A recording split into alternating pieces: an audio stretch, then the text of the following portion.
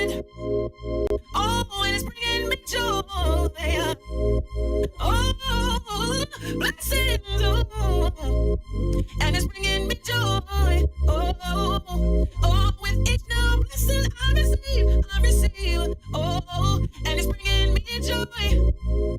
Hey,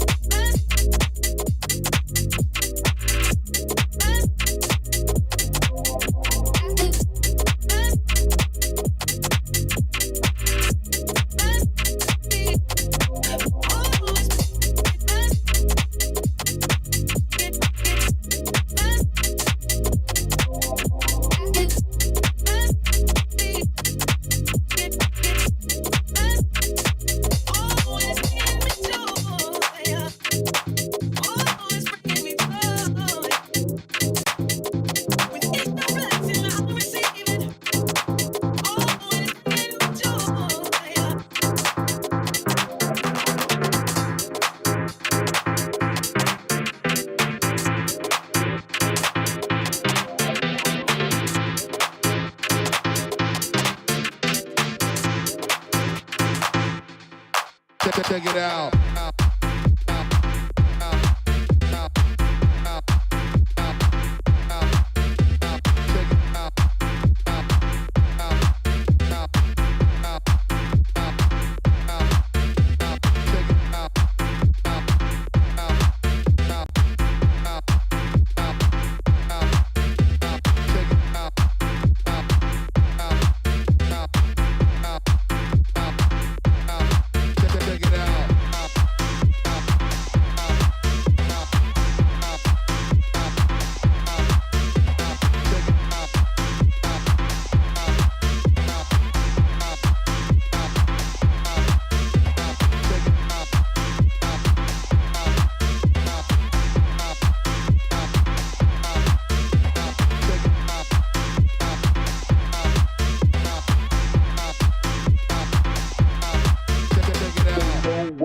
What, but they don't know what is what, they just strut.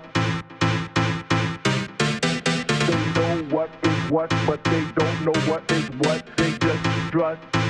What the fuck? They know what is what, but they don't know what is what, they just strut. They know what is what, but they don't know what is what, they just strut. What the fuck? Check it out. They know what is what, but they don't know what is what, they just strut. They know what is what, but they don't know what is what, they just strut. The fuck? They know what is what, but they don't know what is what, they just strut. They know what is what, but they don't know what is what, they just strut. The fuck?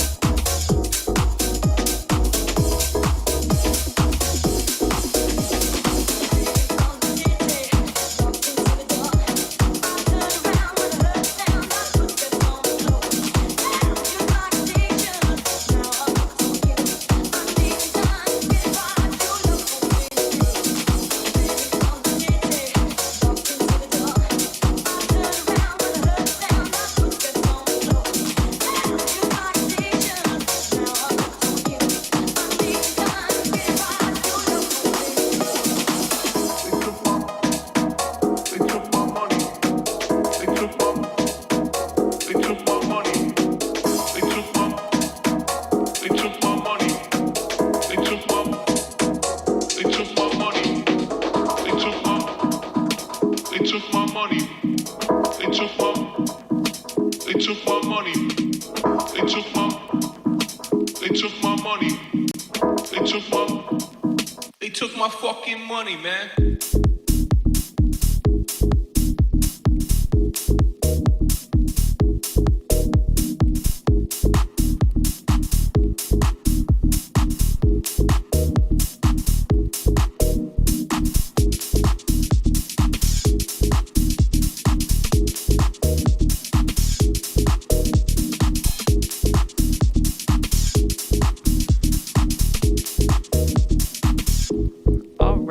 Welcome in, everyone.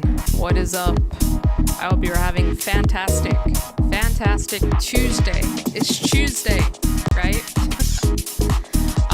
Welcome in. We got a lot of news to cover today. We're going to be talking. We got a lot of stuff. We are going to be talking about Claudia Sheinbaum in Mexico. She is delivering oil to Cuba, still doing that, and she has something to say about that. Also, she has something to say about all the Mexicans dying in ICE detention centers, specifically here in Adelanto. I think we are on the 14th person since January that has died under, circumstances that shouldn't have, provided. Like, what the frick is ICE doing? What is ICE doing in these detention centers? What are these detention centers doing themselves? Why can't they, protect these people that they're supposed to, they're in their custody, right? They're in custody. They should still be able to,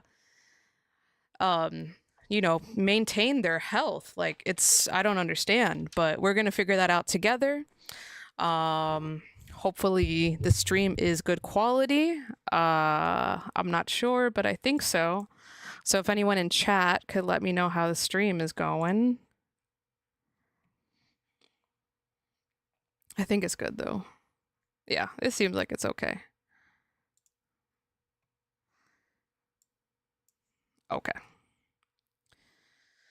Okay. So let's get into it. Let's start with Claudia.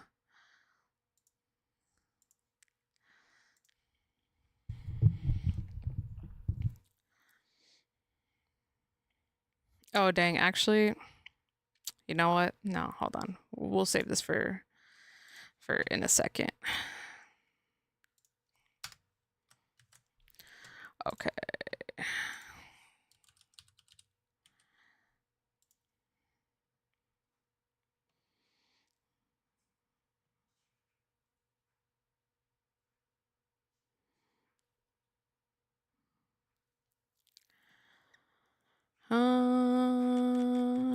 Claudia Sheinbaum, ICE. There we go. Bro, I swore I just saw it. Okay. All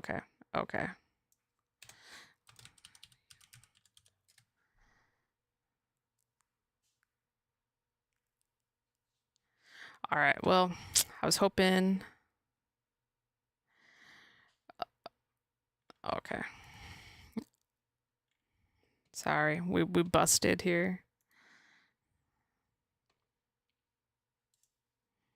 This is her whole little thing. Robledo, director del IMSS, Martí Batres, director general del ISSSTE, y Alejandro Schwartz, director de el IMSS Bienestar. Y el día de hoy nos van a hablar. No, we're not going to listen to Claudia's whole shebang, her whole thing that she does every day, I guess. Okay. All right, fine. We'll just read since we have the New York Times article up. Okay. Mexico pressures U.S. over deaths of its citizens in ICE custody.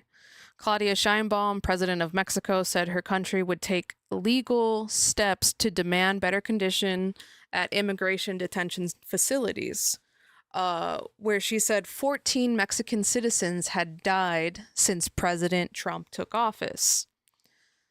Oh, wait, we can listen. Mexico pressures. Oh, no, we're not going to listen to. AI.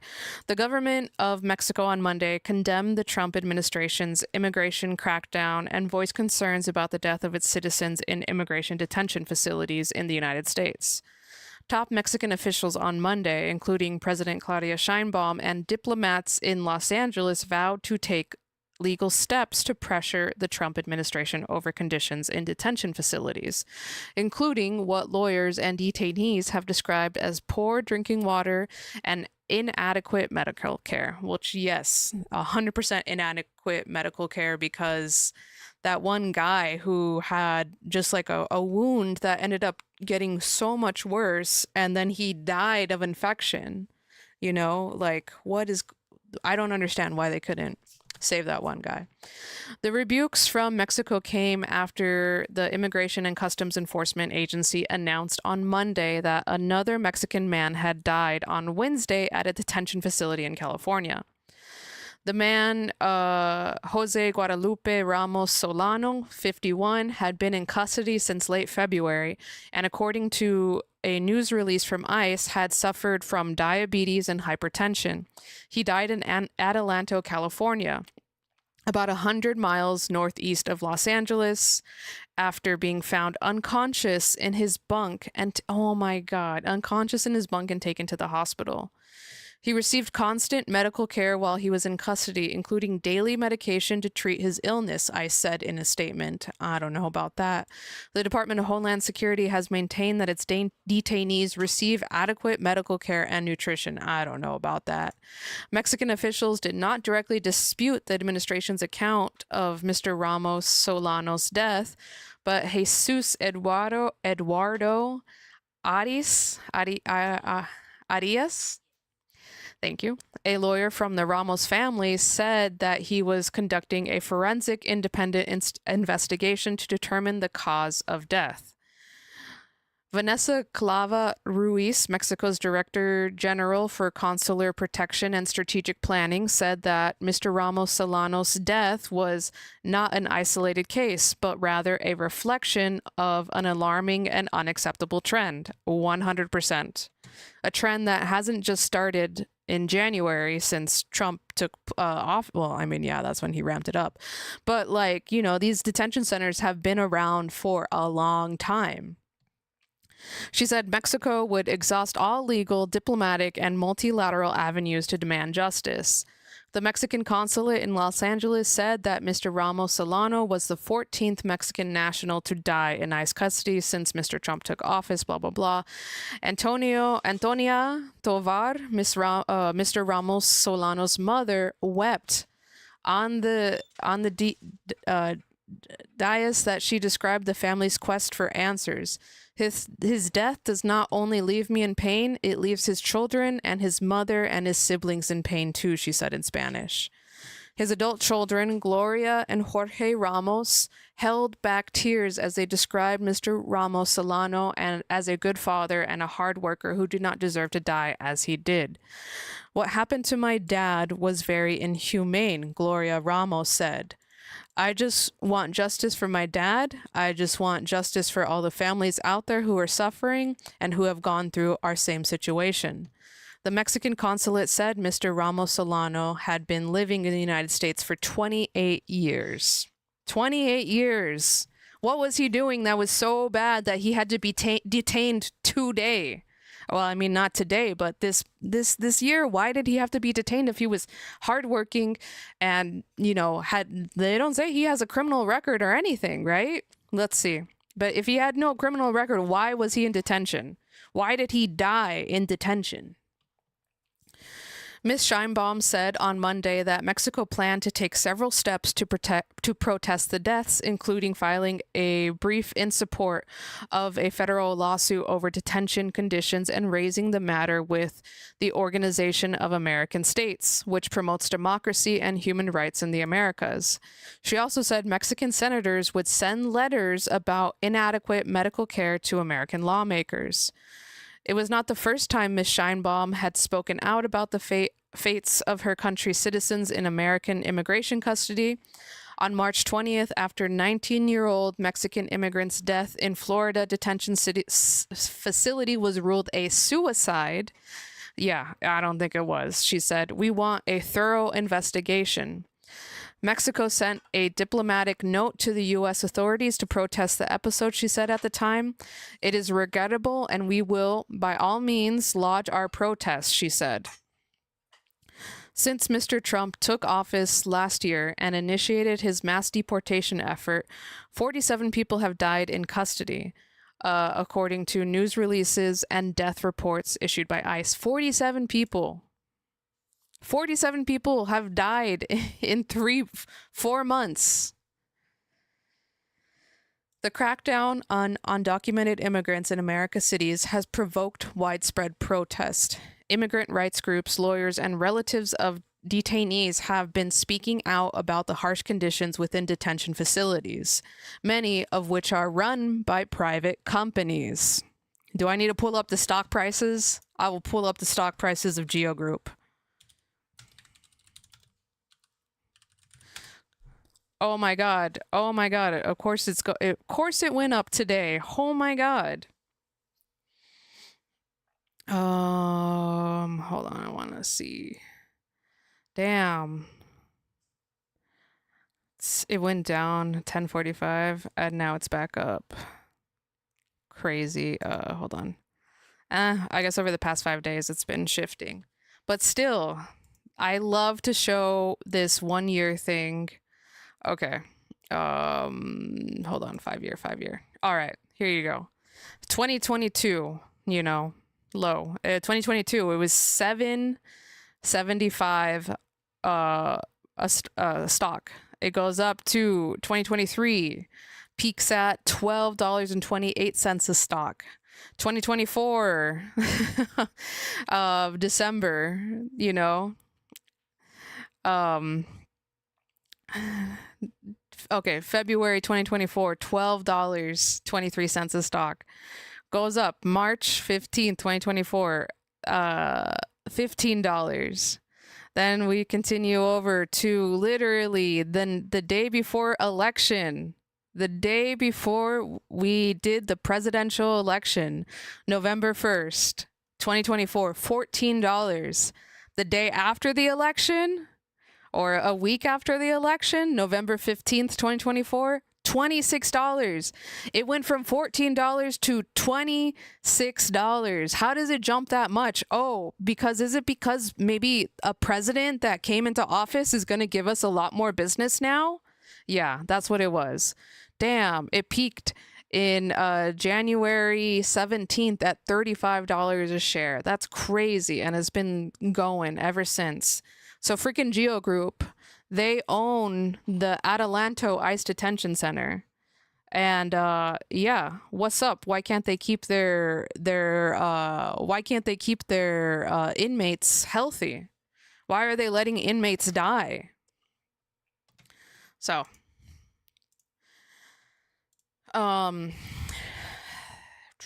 immigrant right groups, lawyers, and relatives dating. Oh, I already read that. Run by private companies that also run state and federal prisons. They have described persistent delays and neglect in medical care that they argue have led to deaths. Crazy. So Claudia saying stuff. I don't know if it's going to make Trump angry or not, but, you know, maybe it will. I don't know. We still need to go over the No Kings protest, like if that was actually anything. Okay. All right. Let's get into finish watching this video from Alex Michelson. It's an interview about Matt Mahan. San Jose Mayor Matt Mahan, a Democrat running for California governor, tours Pacific Palisades, slowly recovering from last year's fire that burned nearly 7,000 structures here. But what do you think, Mr. Mayor, now that you've actually seen it for yourself? It's absolutely devastating. There's some construction underway, but still so many empty lots, with residents frustrated by insurance and permitting challenges. People have a right to be incredibly frustrated with the pace of recovery.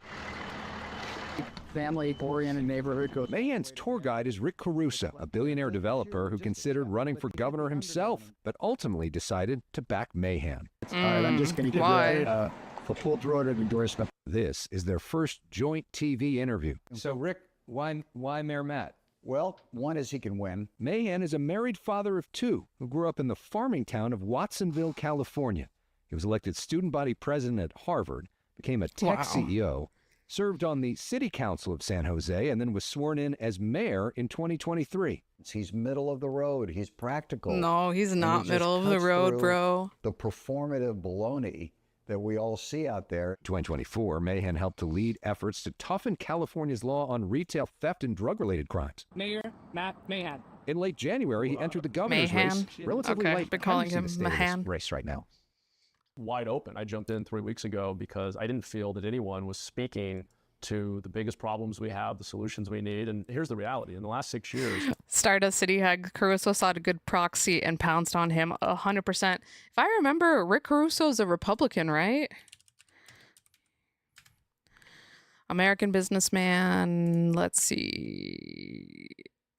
Because I'm pretty sure he was running as the Republican candidate against Mayor Karen Bass of LA. Okay. He was on the what is his? Okay, yes, political party. Oh, he was a Republican from 2016 to 2019. Then he was also he's now an independent. Oh, he was an independent from 2019 to 2022, and now in 2022 to now he is officially a Democrat. Stupid, bro. That, this is just like Trump. This is like the opposite of Trump. Trump was a Democrat first, and then he switched to the Republican Party.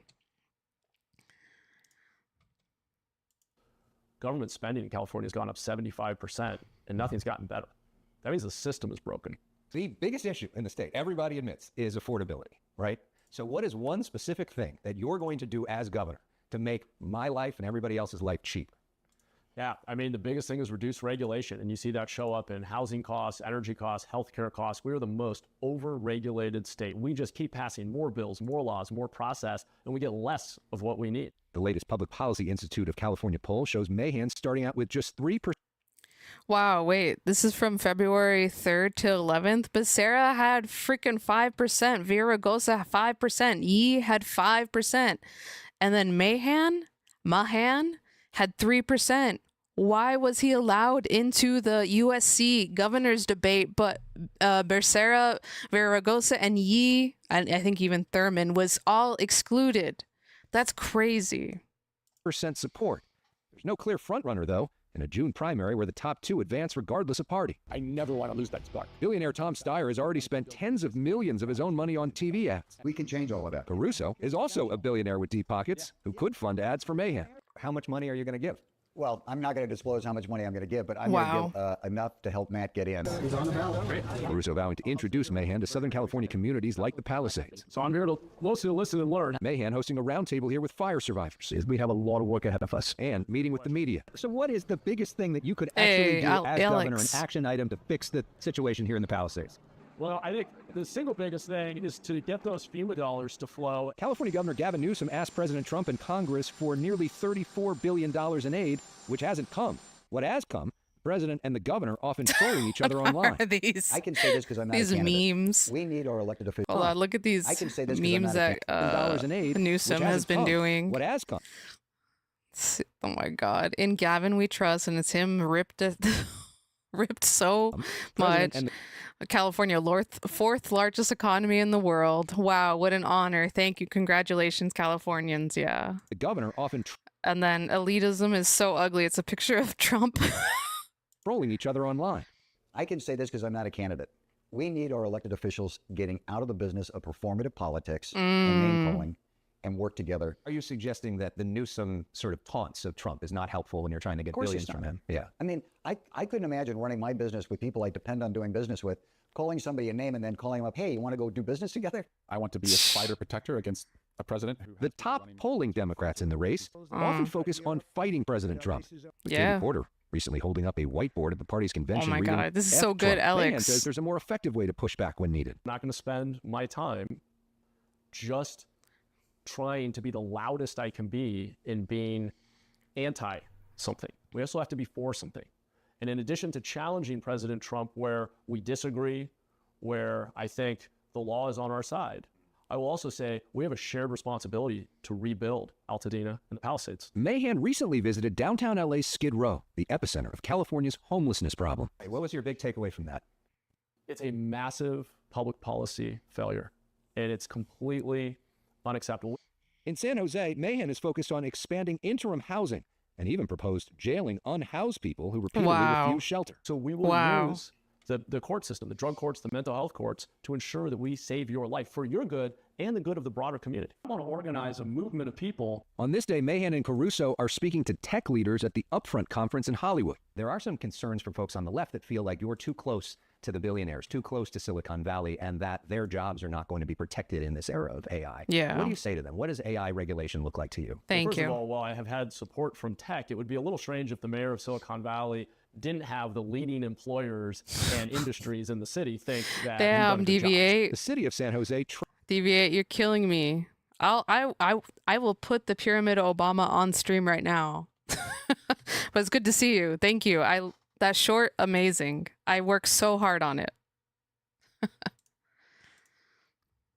Trains its employees on how to use AI to help their careers. We cannot just put our head in the sand and pretend that AI isn't happening. If we do that, or if we try to push the industry out of California, it will still happen, but it will be happening to us, and we'll lose the ability to shape it. As for Caruso, there are a lot of people that are wondering about your future. Back in early January, he talked with us about running for either California governor or LA mayor. The reason I will run Yep. is because I truly believe in public service. You said when I No, run. I Yeah. think And then you didn't I run. think And there were a lot of people Rick that thought Caruso just believes in getting his name out there, and he's going to use any bit of money he can to get that done. It's just, you know, it. We need to get billionaires out of politics, bro. We need to get billionaires. Like, billionaires should not be running and on their own freaking funds. Like, that's crazy.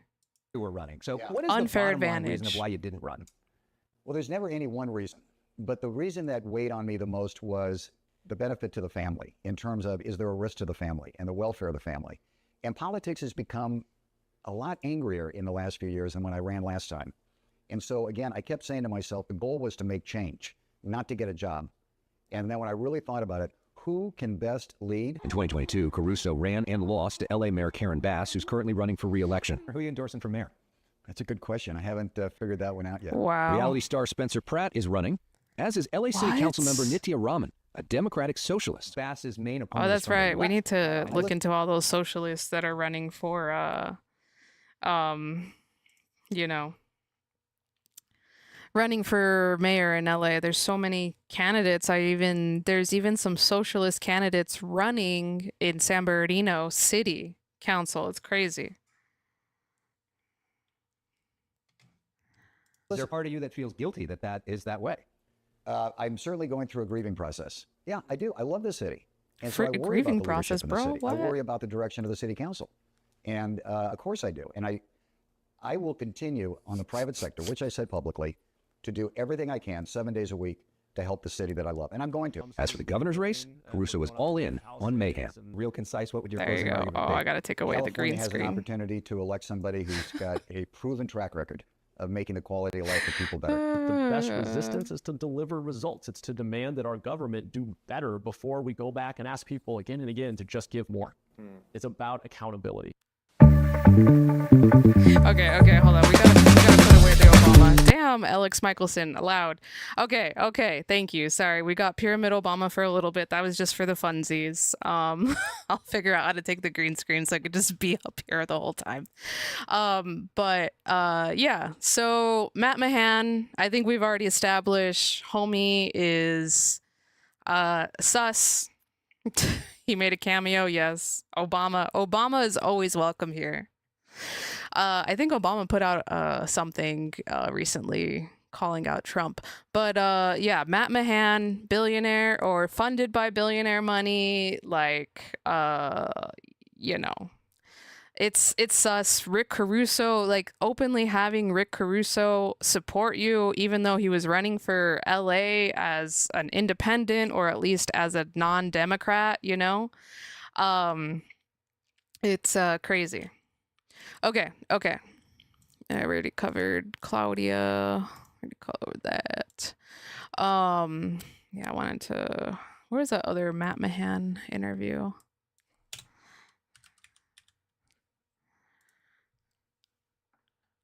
We watched the Daily Show interview. Here, let's see him on Morning Joe. Welcome back. A few minutes before the top of the hour as we head toward November. The race to succeed California Governor Gavin Newsom has no shortage of candidates, that's for sure.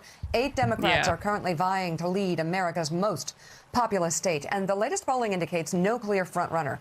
The top 2 candidates who get the most votes in June will advance to the general election regardless of party. Joining us now, one of those candidates for governor of California, the mayor of San Jose, Matt Mahan. Deviate said, I thought you were going to say he posted the pyramid himself. Yeah. No. Obama pyramid thing, that's a old ass meme. We are bringing old ass memes back. Like 2016 memes are back. And actually, I don't know how old that Obama pyramid head thing is, but yeah.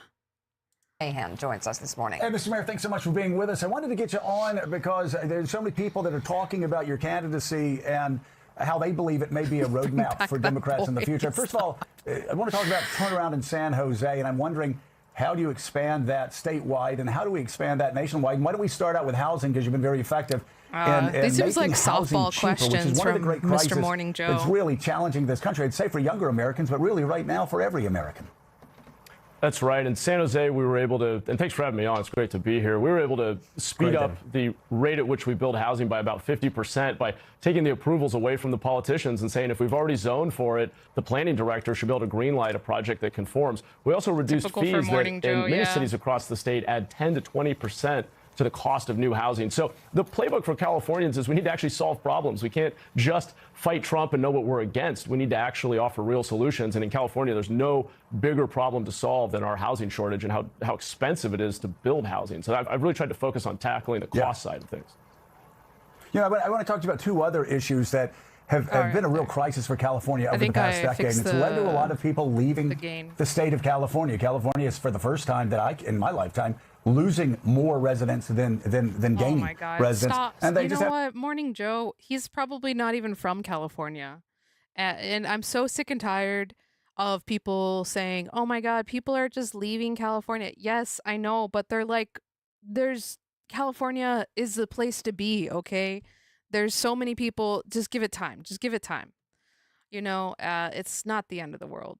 Have to do with quality of life issues. One has to do with crime. The other one has to do with homelessness and this bizarre idea that somehow you're being progressive and compassionate if you allow people to sleep on the streets at night. There's nothing compassionate. There's nothing progressive about that. No, Morning Joe. It's not that it's not progressive. It's just if there's the option of they sleep on the streets in their own care and whatever, they're in charge of themselves, or we put them in jail. We put them in jail? Like, what? That doesn't make sense.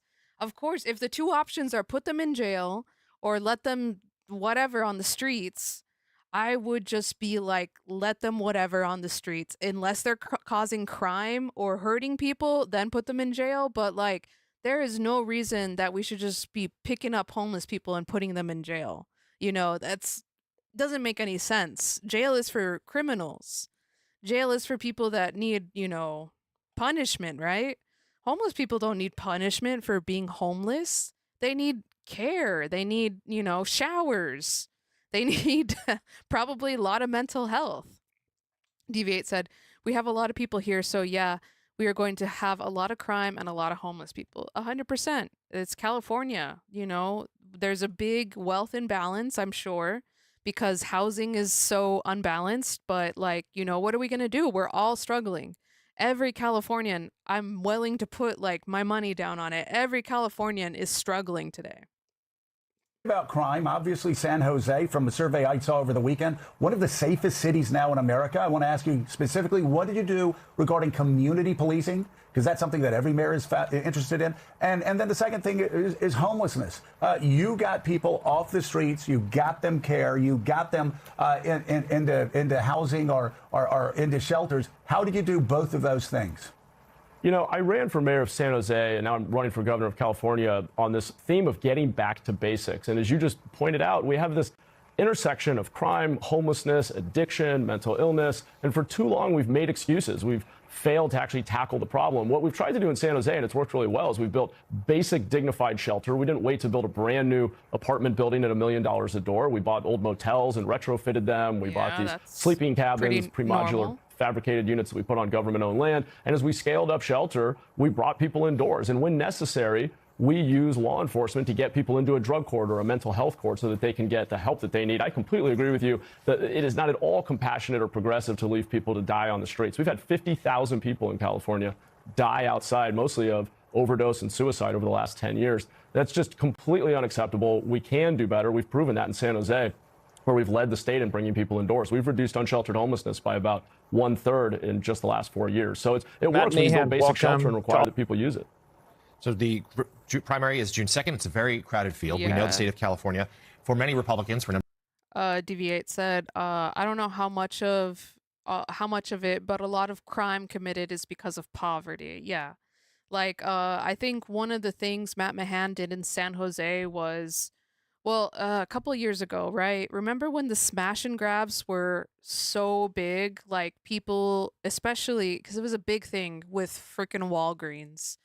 Walgreens in Oakland, I believe, had,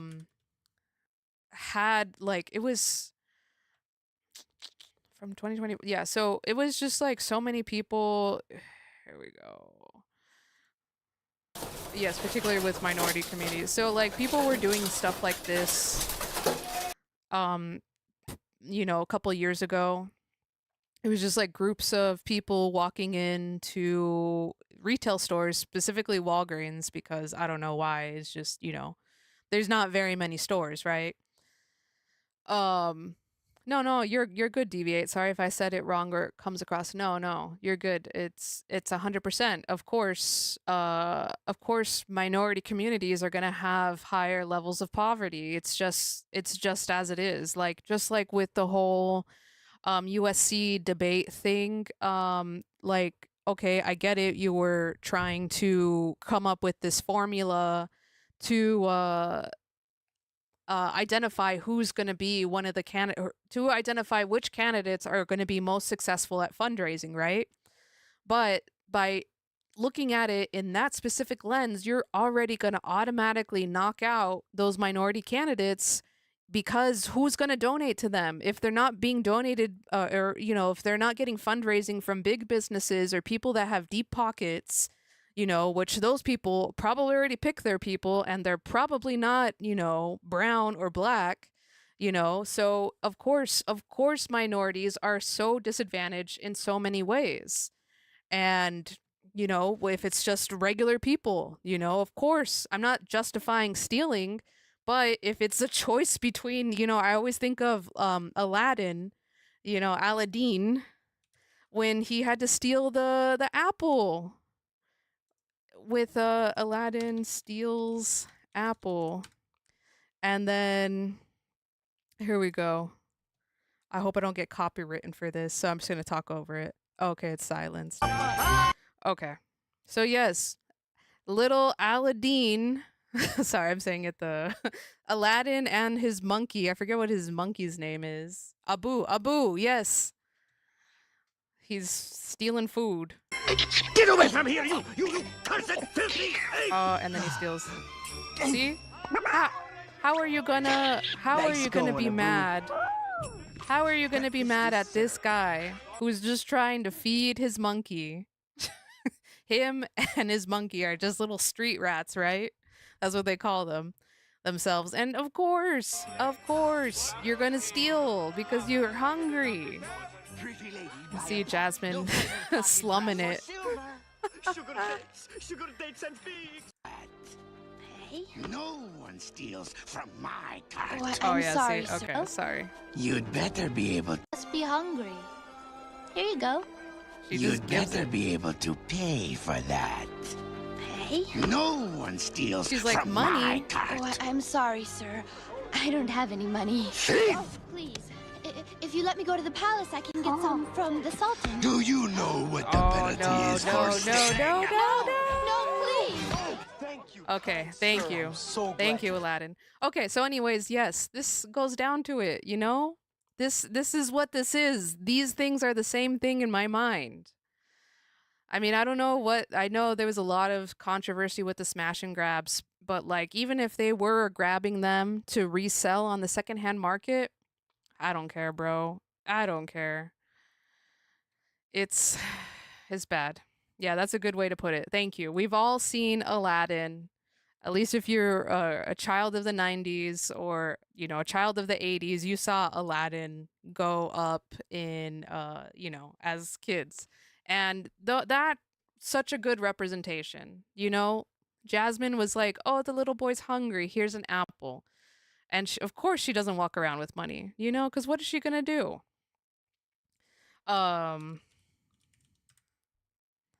Okay. 2025, man. I guess smash and grabs have been just going on. Okay.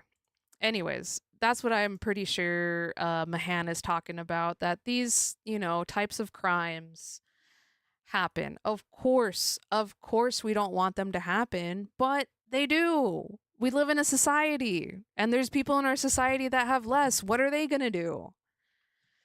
Anyways, let's continue. Thank you, Deviate. That's very good sidetrack. Number of years has become sort of a target of jokes or punchline or a warning. Hey, don't let the rest of the United States look like that, often dealing in mistruths. We also know that the current governor has a pretty complicated relationship with the president of the United States. And the president has liked to target California repeatedly, whether it's ICE operations or threats to withhold funding for political win. I'm going to say it. Donald Trump would have targeted California whether Gavin Newsom was there or not, okay? Everyone hates California. Or I should say, everyone in the rest of the United States just basically sees California as this elite leftist state. So they were going to target us no matter what. Stop using this Gavin Newsom is fighting with Donald Trump narrative. It's just like everyone's fighting with Donald Trump right now. Donald Trump is fighting with his own self, you know? Like, why are we holding this standard for the potential future governor of California when it's like, why we're holding, it's like a double standard, right? We don't care if Donald Trump gets pissy and starts fights with anyone, but we care if the governor of California will start fights with the president. Nah, that doesn't make sense to me. Deviate said, I remember the smash and grabs. My dad was saying it costs the taxpayer money when they do that. Is that true? I don't know how it would cost the taxpayers money. I mean, unless, you know, you're talking about like law enforcement going and researching that. But pretty much in retail, if you're running a business, you're going to have insurance on your business, right? Because yes, thefts happen all the time. Items get damaged, you know, storms happen. And what are you going to do? Lose all that product? No, you're going to insure it. And there's things, you know, like when I used to work at Target and other retail stores, they automatically factor in loss, you know? They automatically factor it in. And like it's so detailed. These corporations, these businesses have such detailed information that they can pretty much figure out, you know, calculate for those losses that are going to happen. And, you know, I hate to say it, but the numbers say that the majority of retail theft like comes from the actual employees working for that company, you know? So like it was bad, you know? I've worked places. I used to work at Sears, right? Before Sears closed, way back then. They used to like, we'd have to do bag checks, right? Before clocking out of our shift. Why? Because people would just throw stuff into their bag, clock out, and never see that product ever again. So I don't think it costs the taxpayer money. You know, there's a lot more money that our taxes is probably being wasted on, which I think is the war in Iran. But you know, I don't think it costs the taxpayers money because you know, it's, you know, when retail theft happens, I think a lot of like reporting on it reports the like potential dollar amount. Like, okay, so you know when you buy something, you're not buying it at the same price that the store bought it at, right? The store bought it at a cheaper price from the manufacturer. And sometimes, you know, it's not even like a 200% markup. It could be like a 400% markup. And, you know, I'm not saying that losses are a good thing, but they're definitely not a tragic ending thing that will end businesses right away, because as we saw in freaking Aladdin, theft has been going on forever. You know, theft has been going on forever. And we've had to just learn to work around it. And we have, you know, whether that be having security at your store, I guess, or having, you know, threatening to cut off your hand to prevent theft. Like, that's how far we've gone to deal with these things, because it really does affect people. But it's just like, I think it more, at least in the Aladdin time, it more affects the morality of that society, right? So it's like, okay, you know, this is like Hammurabi Code time, where it's like eye for an eye. You know, if you okay, we're getting way off track. But yes, hopefully I answered your question. I don't think it costs the taxpayer money.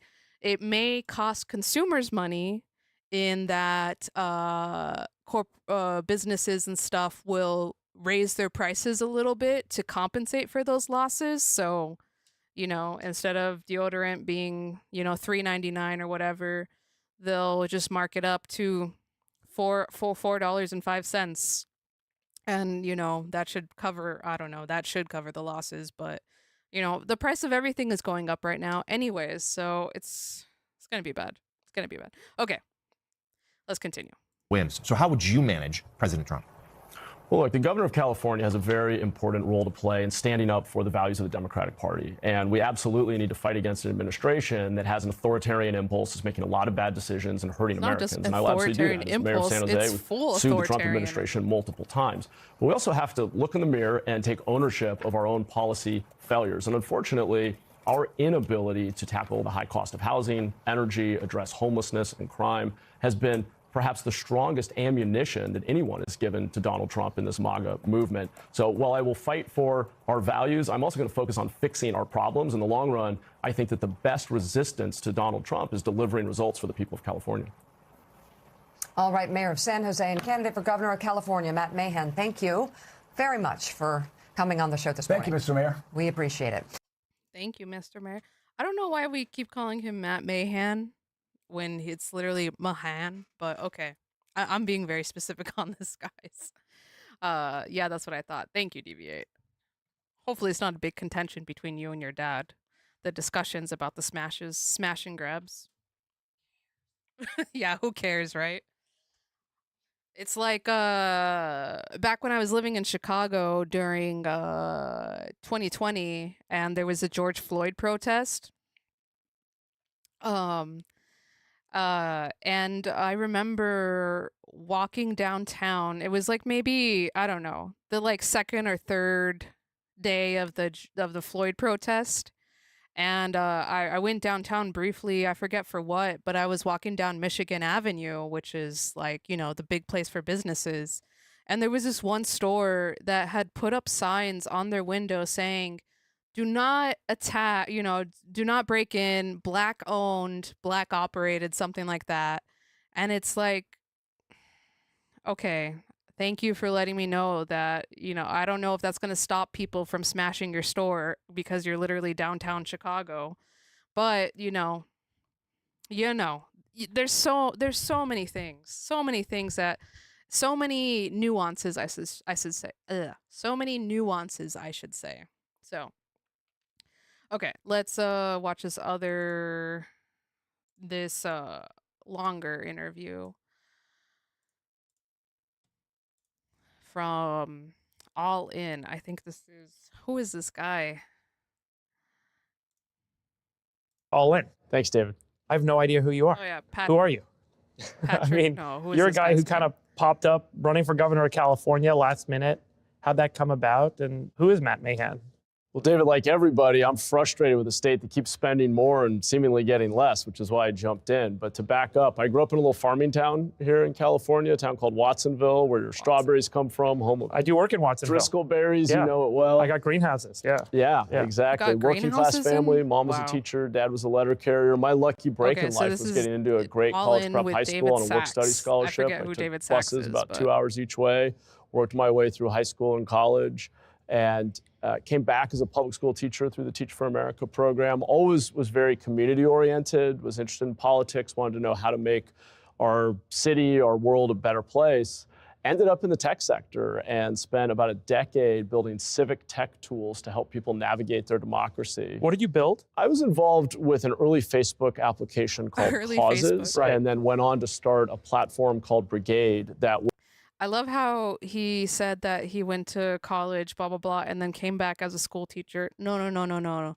He first went to work for Facebook and then got into this civic app and then became a public school teacher. was sort of like LinkedIn for voters. And the whole premise was to build grassroots, bottom-up power by connecting voters around issues they're passionate about, outcomes they want to see, and help them organize to hold their elected officials accountable. After about a decade in the civic tech space, our company was acquired. I decided to run for city council, and I went out and knocked on 10,000 doors, got yelled at for a lot of things that I wasn't necessarily responsible for, but I got a real feel for the common sense of the residents of California who would ask questions like, if I'm paying $20,000 a year in property taxes, why haven't my local roads been paved in the last 15 years? And I thought that made a lot of sense. So I went to City Hall to try to find out. How dysfunctional is California? And how did it get this way?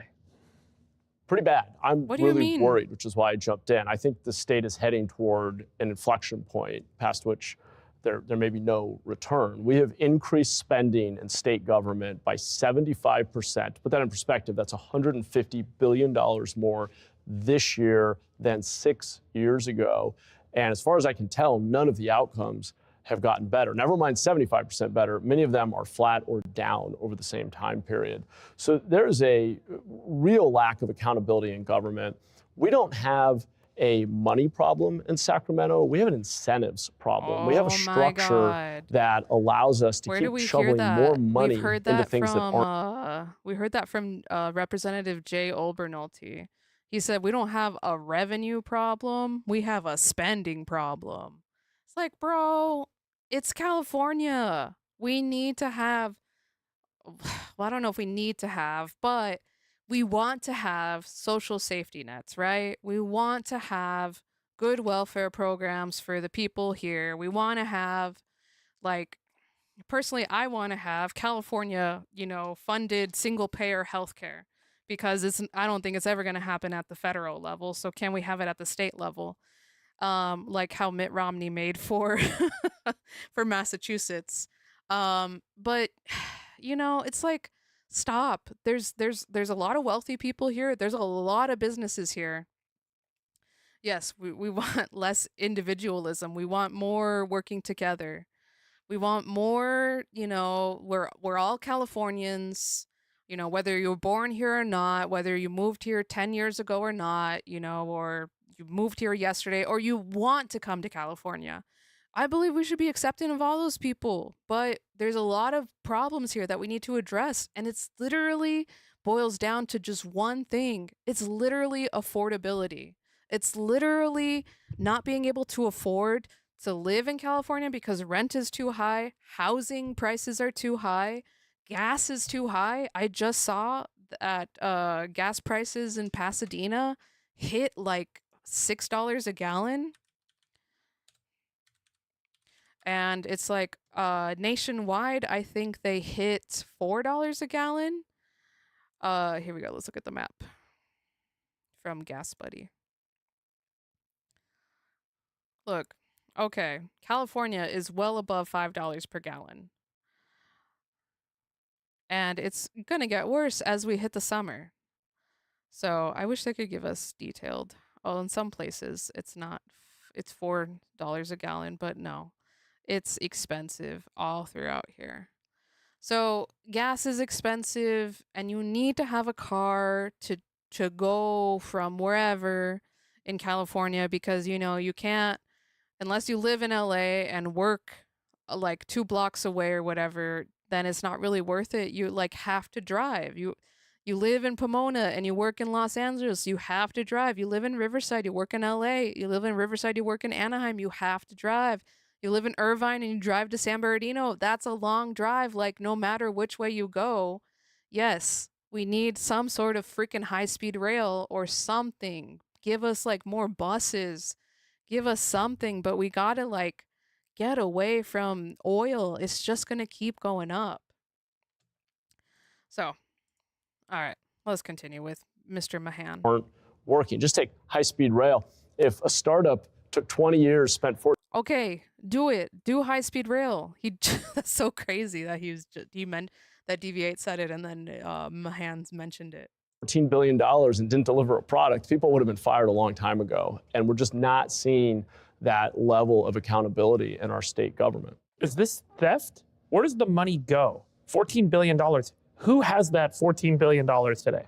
It's contractors, it's lawyers. Some of it has gone into actually building the project. But belatedly, what happens in California, and the reason we can't do big things anymore, is that we've got endless process, years of environmental review, the most litigious environment imaginable. Anybody can sue under CEQA. You don't even have to be a resident of California to sue under CEQA. And so you just get years of litigation, bureaucracy. And when it comes to housing, just to slightly switch topics, the fees that cities can assess, one-time fees, can add 20% to the cost of a project. So we've bureaucratized the state. 100%. DV8, you said the nation doesn't do big things anymore. You're talking like infrastructure things, like roads, bridges, power plants. Oh, well, you know what? The nation is doing big things, right? We're building data centers. So many data centers. That's you know what? If I was a tech billionaire and I was running for government, I would be like, we're going to give every American a job building data centers. That would be the way to turn it into a good thing. I mean, that's awful. I don't want data centers to be built, but you know what? Big projects like that do one very important thing, and that's create jobs. Jobs that people are going to work here and that they are going to spend their money here. So why are we not focused on creating like massive government jobs programs? Get all those homeless people that, you know, he says need to go to jail, get them into some job training, teach them how to, you know, shovel or whatever needs to happen for high-speed rail, you know, and just put them to work. Like literally do the New York City Mayor Mamdani plan of clearing the streets of snow. He said, come, anyone who wants $30 an hour, come sign up to shovel snow and you'll get cash in hand at the end of the day. And how freaking popular was that? It was so good. Snow was cleared. People got money, you know, and it was just like a feedback, not a feedback loop, but just a loop of continuing, you know, continuing spending money. The government gets money, spends it, and then the people spend it on businesses, and then you tax those businesses and tax the incomes of those people, and the government gets the money back, but not all the way. But, you know, you made a lot of people richer along the way. The point where it's total paralysis. We can keep spending more and more and not getting anything for it. It's like I'm trying to understand as a citizen and a taxpayer. I pay a 53% tax rate. I'm sorry, how is this guy wealthy and he has like the weirdest lisp? Living in California, I pay my federal tax and my... Like I've never seen someone have a lisp on the top of their mouth. I'm sorry, I'm being so mean right now, but it's like I've seen people have lisp on the bottom of their mouth, you know, like the hey guys. Sorry, you know what, fuck it. I'm just mad at people for no reason. Temporary California tax, which I've been temporarily paying for 11 years. And I'm paying 53 cents of every dollar I earn to the state and to the federal government. I'm like, where'd my money go? 53%? He's getting taxed 53% by the state and the federal government? I don't believe it. Boggling number. Pick the high-speed rail project alone. $14 billion Spent. Over we don't how have many a rail. years, though? We don't have anything. Is it lawyers that made $14 billion? You mentioned contractors. Like, is this just like there's a whole bunch of people that are all making 20, 30 grand and it all adds up to 14 billion? Like, just help me understand where my money went. So on that project specifically, and I haven't done the line item by line item analysis to be totally clear, but you have years of consultants doing environmental reviews and doing all of these studies and reports of the impacts it might have. Yeah. So tons of consultants. You have the cost of litigation. You have an entire cottage industry of people doing design and studies and reports and managing litigation and buying right-of-way and managing community engagement processes. And we just... Funny how they complain, but then they turn around and say spending it on high-speed rail is a bad thing. Yeah. Yeah, it's like, well, what are your ideas? Spend it on data centers? Is that the idea? Because you know what? Like, what is the main reason why all the tech bros are getting behind this guy? What is he going to give them? What is he going to give them? Is my question. We take years to do anything, and so it just gets vacuumed up into this sea of little groups of things. So there isn't like one big thief, like the grandmaster thief of California that's taken all the money, and then it's just like the dysfunction is just like everyone's getting a little piece of it. That's my sense. I mean, let's be clear. There is fraud. There has been fraud, very well documented in California and other areas. During the last 5 years or so, roughly during the pandemic, unemployment claims in California that were fraudulent totaled over $30 billion. That is well documented. There's emerging research right now that shows that there are hundreds, if not thousands, of hospice providers who may or may not exist. I mean, we're just getting this information now. This is very real-time investigative journalism. Okay, wait, sorry. Deviate said more cars. No, yeah. Yeah, more cars. I wouldn't be surprised if Matt Mahan gets elected governor and then all of a sudden Elon Musk is like, great, Tesla's coming back to California now. Yeah, his ideas are more individualism and cars. I don't know why so many people think like this. So there's fraud. I think by an order of magnitude, there's even something I think this bigger is the here, guy which is that's waste interviewing and him. inefficiency. Hold on, let me get Is a to the other system guy's face. where you just keep incrementally growing headcount, growing the size of programs, growing the grants that we give out to nonprofits, and we're funding and managing around process, not outcomes. And I've tried to approach it very differently in San Jose, and I think it's why, without raising taxes, in fact, our revenue has actually slowed a bit the last couple of years just because the economy is cyclical, real estate is struggling, we're very dependent on local property taxes. But without raising taxes, we have dramatically changed the outcomes we're getting. We have led the state in reducing crime and become the safest big city in the country. What? We've reduced unsheltered homelessness, meaning people living outside in tents and vehicles, by about a third in the last few years. But how? We've unblocked housing Okay, sorry. I think this guy's name, the host, is David Friedberg. Matt, just say you want to replace people with AI. Yep, I'm pretty sure that's what it is. Okay, this the host, David Friedberg, who I was making fun of his lisp. He's South African American entrepreneur and angel investor. He founded Climate Corporation and served as its chief executive, overseeing 1.1 billion in a sale to Monsanto. Monsanto, that corporation that did that like poisoned a lot of people with their pesticides. Oh my God. So he sold it to Monsanto in 2013, the first unicorn transaction in the emerging agricultural technology sector. Friedberg later founded and leads the production board. He co-hosts All In podcasts, blah, blah, blah. Okay. So he has 32 patents under his belt. And with startups with 16 eggs. I don't know what that means, man. So anyways, he seems like a wealthy guy. Oh, he worked at Google. Okay. I don't feel bad about making fun of this guy now. But yeah, he's a wealthy guy. Okay. production. We're seeing thousands of new homes under construction. In all of those cases, we had to change existing process that was in the way, reduce fees, and cut funding for programs that weren't delivering so that we could fund other solutions that were more efficient. Well, let me also ask about legislation. If you look at Washington, D.C., we have our nation's Congress, the House and the Senate, and there's Republicans and there's Democrats, and they fight. And they fight so much they don't get anything done, which, by the way, may be a good thing.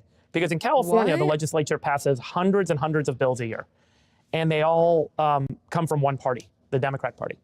Gavin Newsom, on average, vetoes 15 to 20% of these bills every year, which says something. But maybe you can just explain a little bit your view on how are all these laws getting passed in California? How does the legislature in Sacramento, where you're vying for a seat to have the right to veto and the right to push back, how are they making decisions, and what's motivating the California state legislature? Yeah, and I would, just to be clear, as governor, veto even more of these bills because there's a total lack of accountability. And I think too many of our legislators think that their measure of success is how many bills they can write, get to the governor, and ultimately get signed. What you see is you actually read what these bills do. They generally just add more cost and more process. And what the legislature needs to be told by our next governor is that we are not going to fund failure. We're going to publicly set goals. We're going to measure the performance of every dollar we spend. We're going to audit the heck out of existing programs. Right now, 75% of the audit recommendations from the state auditor never get implemented. So there isn't a feedback loop with the public or an accountability for the outcome. There is a lot of performative politics, a lot of discussion of how much good we're trying to do, how we're trying to be responsive to everyone. We have a tendency, particularly in the Democratic Party, to want to be empathetic and tell everyone that we're working on everything. We try to be everything to everyone all at once, rather than very strategically saying some things matter more than others. The high cost of housing, the high cost of energy, the quality of our public schools, the safety in our neighborhoods. These are the things people care about and think that they should be getting when they pay taxes. But despite increasing spending in the state by 75%, none of those outcomes have actually gotten better. Some have gotten worse. The irony is that sometimes it may be the case, and I think it's very often the case, that less government solves the problem better than more government. Trying to do more to create housing may make housing more expensive. Sounds ironic. Yeah. Trying to do more to make education accessible makes education more expensive. The more government gets involved, the more prices seem to skyrocket. How do you get over that with all the interested groups that are getting themselves elected in the California state legislature by saying, I'm going to do more, I'm going to do more, I'm going to do more, because that's how you get elected? How are you possibly going to come in and say, we should do less, and that's how we're going to fix some of this stuff? Yeah, well, certainly if you're in a hole, don't keep digging. And sadly, one of my opponents in this race, Eric Swalwell, just in a debate, he said it a couple times now in debates, when asked what his top three, we were all asked what are our top three priorities for the state, said revenue, revenue, revenue. And to me, that is a mindset that doesn't get what has broken down in the state. You're absolutely right. As Democrats, we have to own the outcomes we're getting in the state. And for too long, our reflexive answer has been, we need more revenue. If we just have more money, we'll solve this problem. I just don't believe that. And I say that as the only current executive in this race. I'm the mayor of the largest city in Northern California, San Jose. Doesn't that make sense, though? You know, we're spending more, so we need more money. I know, yes, there's a lot of fraud, waste, abuse, but there's like two parts of the equation, and I swear to God, they only look at one. You know, the like more conservative leaning candidates and politicians only look at reducing spending as opposed to increasing revenue. You know, and it's like, okay, I know Democrats, I know Gavin Newsom is capable of reducing spending and increasing revenue, but like, why don't the Republicans even want to look at increasing revenue? Instead, they only look at cutting spending. Because of a quirk of history, we were built as a bedroom community for the job centers just north of us. We actually have significantly lower revenue per capita than many other cities. We're not a job center. And so with Prop 13, our tax revenue goes up more slowly and it is smaller. Our revenue is about a third less than some of our neighboring cities. And we're delivering huge increases in sheltering people, getting housing built, reducing crime by thinking differently. But it all starts with being willing to set a goal publicly and allow the public to hold you accountable for spending dollars in a way that actually achieves outcomes. And that sounds so simple. And I know most of your audience, I've been listening for years, are in the private sector, and it almost seems so obvious that why would you even need to say it? But the truth is, as elected officials, we almost never set public goals where we can actually be held accountable. Heaven forbid in your next election, you might get called out for not actually reducing homelessness or reducing crime or getting housing built. And instead, to your point, we pass bill after bill showing that we're doing something, and half the time with the law of unintended consequences, we make it slower and more expensive to do the very thing that we want. Right. Well, let's talk about maybe some of the competing interests that want to get capital, that want to pull capital through the government for their base, and that would be labor unions. They're a very powerful lobbying, coordination, let's see what they say about set of labor groups unions. in California. They have significant influence over who gets elected in the legislature, who gets elected in city mayor's races, and who gets elected in the governor's seat. What I would really love, DV8, to have the little Obama pop up when someone subscribes or something. But literally no one subscribes when I'm on stream. People only subscribe when I'm off stream. Like, okay, hold on. Let me see if I could do this alert. Like, this is a past subscription from 12 days ago. It does one of these little thingies. See? It says, oh, this person just subscribed. That's the like little pre-setup thing that I have, you know, for when people subscribe. But nobody subscribes. But I would love to figure out how to have the Obama pop up when a subscription happens, because that would be pretty cool. With a different sound, like instead of the little ding sound, like it's just like Obama saying, you know, I don't know, man, what, like a classic Obama quote. But one day. Okay, we're gonna put Obama away now. He has to go to sleep. I feel like he's too distracting on stream.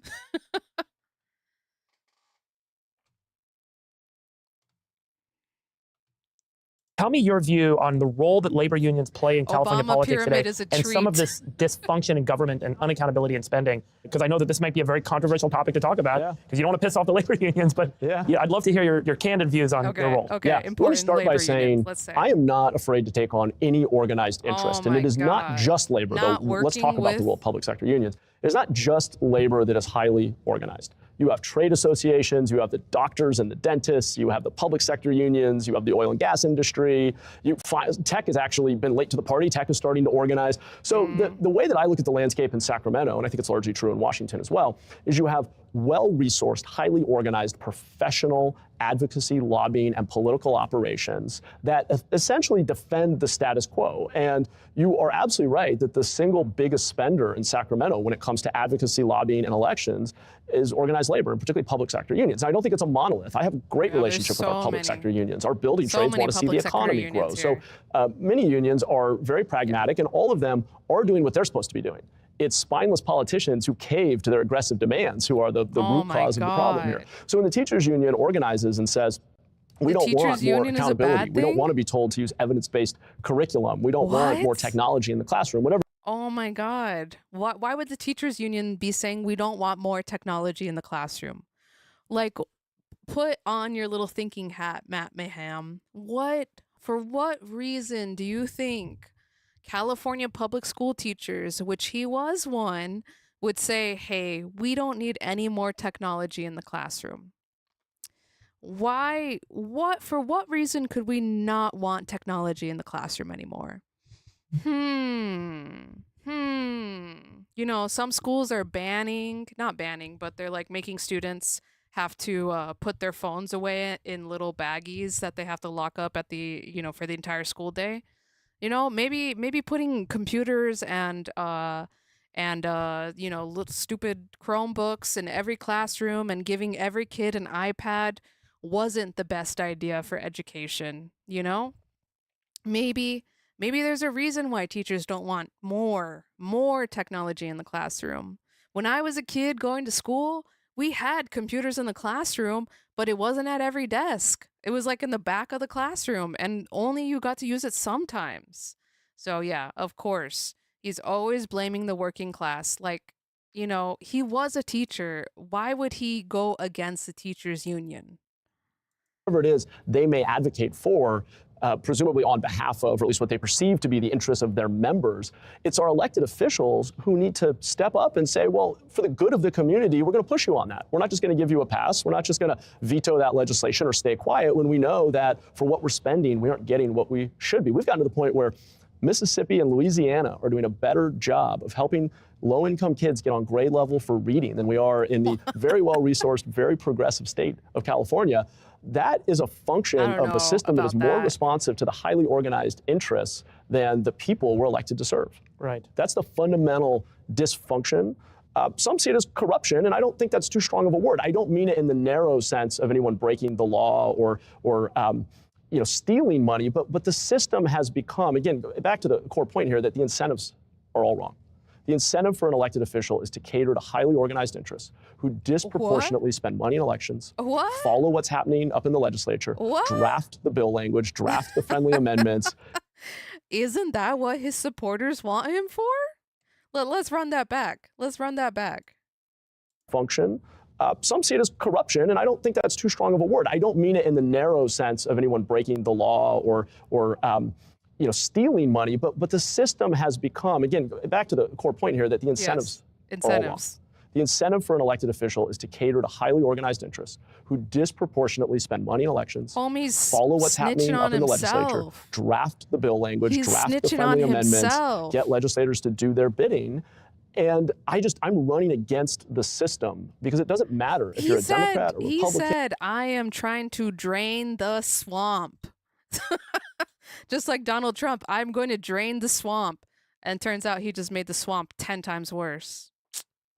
I don't trust Mahan. And independent, we need a high-functioning government that delivers lower housing costs, lower energy costs, better schools, safer neighborhoods, and end to street homelessness. We have the resources to do it. What we haven't had is the political will and accountability to do it. And I don't think that's a partisan point. And frankly, if the Democratic Party doesn't start to wake up and be more responsive to the needs of our constituents and deliver with the resources we've got, we're going to see the pendulum swing all the way the other way, and you're going to see a MAGA-like movement happen here in California. If I look at California, know about that, brother. I can understand we're not solving certain problems. I don't know about that.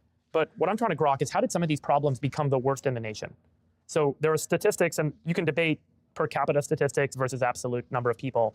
But number one in poverty, number one in unemployment, nearly half the nation's homeless live in California. Yeah. How did California go from being bad and not solving these problems to making them worse? Well, I think my grandmother used to always say that the road to hell is paved with good intentions. And I do think, generally speaking, people have had good intentions, but have been unwilling to look at data and react when the things that they're championing aren't working. On homelessness, first of all, we've broken the housing market, which we should talk about as its own issue. We've also been incredibly lax when it comes to dealing with cycles of addiction and mental illness. We've sort of deluded ourselves into thinking that leaving someone to choose to live however they'd like, even if that means suffering and misery on the streets and ultimately dying of an overdose, is somehow more important than intervening and saving their life. And that's how we've ended up in this horrific situation that, frankly, has been underreported. Over the last decade, we've had 50,000 people die on our streets in California, about half from overdose and suicide. These are people with deep behavioral health issues. I have a feeling that kind of Mahan just is watching just them deteriorate next and AI die because we're so precious about protecting civil liberties. It may also be an excuse for not spending money in new ways. In San Jose, we had to move away from spending $1 million a door to build a brand new apartment to get someone off the streets, and pivot to buying sleeping cabins that can be deployed in small communities on publicly owned land, hooked up to utilities, all in cost of $85,000 a unit. We've added over 2,000 shelter beds in my first 3 years as mayor and led the state in reducing unsheltered homelessness. But we had to overcome an incredible amount of opposition from advocates, affordable housing developers, and much of it well-intended, maybe some of it self-interested, but we either are going to be committed to solving the problem, or we're going to cave to highly organized interests or a progressive ideology that needs to be willing to revise itself when its ideas and practice aren't working. Yeah, I mean, it just feels, some of the policies are just crazy. I always commented on the managed alcohol program for homeless in San Francisco. They give away free alcohol to... Oh my God. Oh my God. What a... alcohol addicted, unhoused people. And I can't imagine that disincentivizes people to... Oh my God. It's like, all right. It's like, why would Portugal decriminalize all these drugs? It's like they want people to come there and do drugs. No, brother. They just want people that are addicted to these drugs to handle their addiction in a safe way, okay? Better give them alcohol, whatever it is. I don't even know if this is true or not, right? I'm defending his made up story or potentially made up story. You know, give these people a safe, clean place to do their addiction. They're already addicted. Like, just, maybe some place that has resources too, you know? I don't know. What a dumb Right. It's like you go to San Francisco, you get needles, you get free alcohol. I mean, you get these things, so it incentivizes people to go to San Francisco. Yes, I'm gonna go to San Francisco to get free needles because I need needles to do my drugs. Like, does that make sense? You're like a homeless person in the middle of America, and you're like, wow, San Francisco has it all. They give out free alcohol. I want to live there. Is that literally how these people think? Is yes, this guy, is a CEO. He is, one of South Africa's finest, right? He went to Cal State. I mean, he went to UC Berkeley. He's an entrepreneur, a businessman. He is, well, what does it say? He had a part-time job doing mathematical modeling at the Lawrence Berkeley National Library. He earned a bachelor's degrees in astrophysics. This man should be smart, right? But no, he's out here spreading misinformation saying, oh, yeah, San Francisco's just giving out alcohol to people who want it for free. I doubt that that's how it's working. I'll look it up while we continue watching this. Francisco. The whole thing just seemed absolutely nuts to me. Let's get into the housing question. I mean, what is the core of the housing affordability problem in California? Is it that we don't have enough houses? Because I see a lot of homes for lease, a lot of houses for sale, a lot of houses for rent. Or is it that we have regulation that makes it hard to maintain a house and it's expensive? Or is there something else going on that's making housing unaffordable in California? Like, what's the core here? Look, I think it's fundamentally a supply problem. We've seen most recently in Austin, we saw in Seattle, we've seen in dozens of markets around the country that when we remove barriers to the market investing in housing to meet growing demand, you slow down cost increases. It's economics 101. Part of our challenge is that we've also made it impossible to build affordably. So part of the challenge was zoning, high fees, all of the things government imposes that block housing from getting built. But we also have a building code that's incredibly cumbersome. I mentioned litigation earlier when it came to high-speed rail. Same thing is true for housing. We're not building condos in California, partly because construction defect liability allows a trial lawyer to come in year 9 of a project, and if they see that the paint is starting to bubble, they'll file a suit, and they care about the fees. Their incentive it's not about is that. to It's about protecting the people, meeting the regulations. If the paint is starting to bubble, why is it bubbling? 9 years in, the paint is bubbling? What? generate fees, and we've created a legal framework that allows them to do that. And if you try to change it, another highly organized interest in Sacramento, the trial lawyers will push back on that. So I think this is so important. Okay, People don't hold on. I found an article from KQED, love them, and NPR and PBS, right? Here is why some San Francisco nonprofits, right? Those aren't government. I'm sure they get some government funding, but it's not like it's straight up city government being like, here you go. Thank you for coming to San Francisco. Here's your free needle. Here's your free alcohol. All right, so this was written by Katie De Bendetti from July 31st, 2024. Critics of San Francisco's approach to the overdose crisis are pointing to a handful of nonprofits that give out aluminum foil, pipes, and other supplies to drug users, arguing that they're only making the problem worse. However, the program, while they might seem counterintuitive, represent a key strategy for reducing harm and guiding people toward recovery, nonprofit leaders and health experts say. Harm reduction programs such as supervised consumption sites, yeah, that seems like a great idea. So that way, if you OD, there's someone right there to. Oh, I have been changing my mic settings. Hold on, I'll fix it. Thank you. Okay. How about now? That sounds better.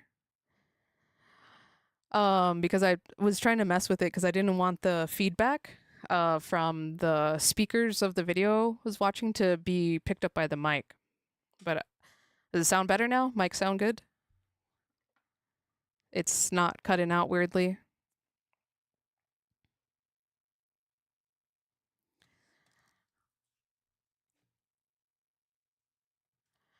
However, the programs, while they might seem counterintuitive, represent a key strategy. Yes, better is good. Perfect. Thank you. What I did is yeah, I'm a boomer and I don't know how to work technology. Okay. Harm reduction programs such as supervised consumption sites and needle exchanges have come under fire in the past. Last week, a report from the San Francisco Chronicle drew attention to the Tenderloins Guild Foundation and other city-funded nonprofits for supplying people with foil pipes and other material used for smoking drugs such as fentanyl.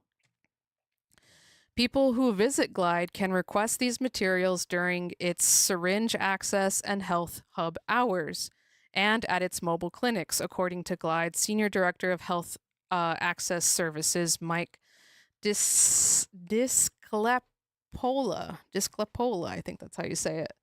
Once people are there, Glide CEO Gina Former said they have access to recovery service, including a peer-led 12-step program, referrals to detox and inpatient treatment beds, medically assisted treatment options like methadone, and educational materials.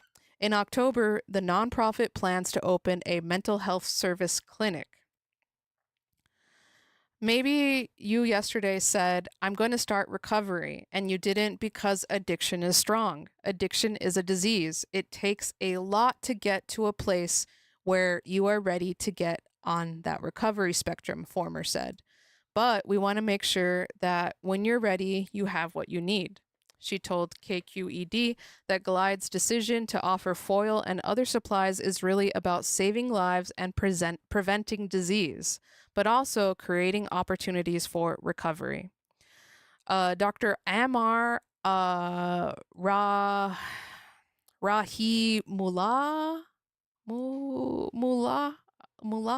I'm sorry, bro. At least I got first name right. I know that name, Amr. The director of inpatient addiction medicine services at Stanford Hospital said such harm reduction strategies not only make drug users safer, but can also urge them to turn to treatment options when made available at the same location as other recovery services. And here's a picture of the needles they give out for free and drug test and the whatever, the drugs they're giving out for free, I guess. The idea is to reduce harm, but also to have this interaction with somebody who's actively using to slowly nudge them towards treatment, he told KQED. That can be through counseling, like a skilled counseling interview that's been shown to be effective, but it can also simply be by co-locating treatment in the same place that they're getting these needles and other harm reduction tools. One way to think about harm reduction, Amar said, is to consider those struggling with addiction as having a neurological deficit. Take someone with Parkinson's disease, for example. They might have an increased risk for falls, so in order to reduce harm, we pad their house. We may make adjustments to their living situation, not to encourage falls, but to reduce the damage of falls if or when they occur. It's the same with substance abuse, he said. Sharing and reusing needles can increase the risk of contracting HIV and hepatitis C, which can lead to illness and in some cases death. Yeah, I can't even imagine reusing a needle, because they're supposed to be single use and they break after you use them or they're not as sharp. It must be so painful to use a needle for a second or third time. I don't even know how many times they use that. If it's your only freaking needle, you're going to use it. The higher objective is just to reduce the harm that's occurring, preserving life, and not to do too much damage for later down the line when people eventually accept treatment. There is also no proof that administering needles or other safe injection supplies increase the use of illegal drugs, he told KQED. A randomized study of 600 people who injected cocaine, morphine, and/or methamphetamines found no difference in the number of injections over time. For people supplied with sterile needles compared to those taught how to purchase them, according to the 2003 report of the University of Alaska Anchorage. The Center for Disease Control also said in February 2024 reports that 30 years of research has shown programs that provide access to sterile injection equipment do not increase illegal drug use. Former said that Glide's distribution of safer drug use materials is one of the nonprofit's many programs geared towards helping drug users, whether they have chosen recovery or not. Anybody walking through our door, we want to have resources and information available to them so they can decide what their recovery journey might look like, she said. Or it might start next week, and we're going to make sure that you're not going to die in that week or catch HIV or hepatitis C in that week. Providing clean materials lessens infectious disease spread and decreased overdose risk. If someone were to pick up used foil from the ground or borrow a pipe, they might not know what substance it would have come in contact with. There could be very small quantities of fentanyl in a device, and if someone doesn't know it or they think they're smoking something else, then they could actually overdose and die, he said. Handing out clean foil or pipes can also encourage people to smoke instead of injecting drugs, which can be less dangerous because it doesn't have the same disease transmission risk. But there can be a risk in administering foil or pipes to people who have previously used drugs by snorting them, which is considered less addicting than smoking or injecting, he explained. Interesting. So if you're going to start doing drugs, start by putting them up your nose. I'm sorry. That's the least addicting way, apparently. I mean, I get it. With smoking and stuff, the oral fixation, right? That's what it's called. Like, I get it. That is addicting. But, I mean, man, I know. Deviate, damn, LOL. In general, providing sterile drug supplies is an important tool for addressing the opioid epidemic, he said. Former said that Glide will continue to provide access to those materials, and we encourage people to recover. We're going to be talking to them about recovery, and we're going to hint towards recovery, she said. Every time you walk into Glide, you're going to learn about recovery. And that's not something you can say every time, you go to inject on the streets, right? Like, just think about this from like, I was going to say a normal person perspective, right? If you're addicted to, say, chocolate, right? And you have to go to the 7-Eleven or gas station every night to buy chocolate to fix your addiction, right? You 100% are going to feel more embarrassed when the person who's selling you chocolate is like, oh, you're back again to get your chocolate, your little chocolate habit, huh? Instead of like you going and, just buying it off of DoorDash or whatever, and someone just, delivers it to you and it's no contact, right? Like, having that human interaction for addicts really makes a big difference, I think. And I think we need that. Any way to get people, because obviously cold turkey doesn't always work, right? Cold turkey, rehab, you really have to want to quit in order to actually quit. There are so many people that have like gone to rehab because they're like family or partner or whoever was like, you need to go to rehab. This addiction is too bad. You need to kick it. Right. And they go to rehab and they're sober for whatever. And then, because they didn't really want to get sober, they just get back on the drugs and then, wash, rinse, repeat, go back to rehab. Amy Winehouse, they tried to make me go to rehab. And I said, no. Like, Amy Winehouse was not ready to go to rehab. She's not gonna change. I don't even know if she died by overdose, but that would be really sad if that's actually what happened. So people have to want it. And if you're just like hiding out in the corner of the streets, the back alley of the streets, getting high there by yourself, unsecured, that's scary. I can't even imagine being like a homeless woman on the streets who's by herself, who's like, yep, I just need to get my fix, and I'm gonna inject right here by this garbage can. And then what happens? I'm like, riding out my high. Who knows? Someone can come up to me and do whatever, because I'm under the influence. Like, I would much rather, even if it is embarrassing as hell, right? Going to these safe injection sites, I'm sure it's embarrassing. I'm sure it's cringe. I'm sure people wouldn't want to do it. I'm sure that when you go there, there's people that try to talk to you about changing your life and they make you feel guilty and you can't even enjoy your high, right? Well, that's kind of like putting the disgusting pictures of cancer-ridden lungs on the packs of cigarettes, right?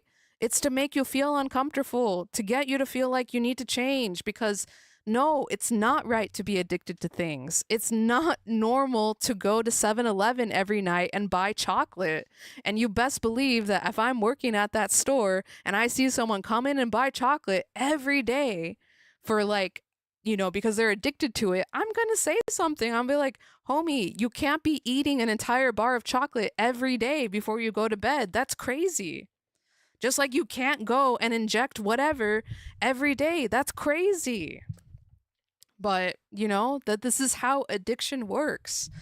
My wife and I were watching a video last night talking about how cigarette advertising companies had to, because cigarettes were proven to cause cancer and everything, and in the 90s these advertisers that had figured out how to get people addicted to cigarettes, by making the camel, whatever the heck his name is, the mascot for the camel, right?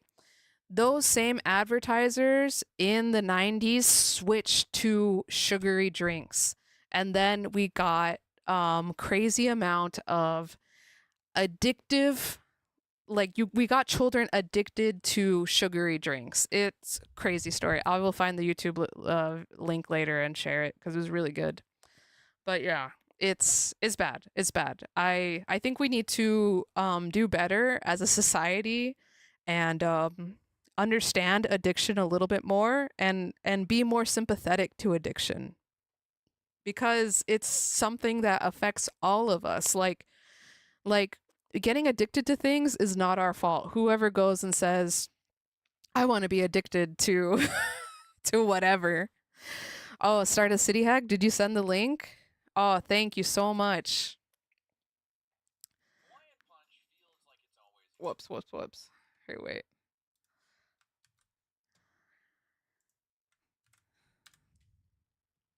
Hawaiian Punch feels like it's always existed. Weird history food. It's red. It's sweet. It tastes vaguely like fruit.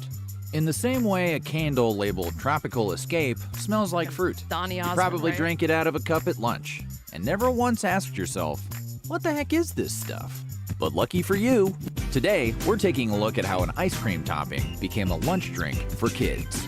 1934, under the radically unexpected name Leo's Hawaiian Punch.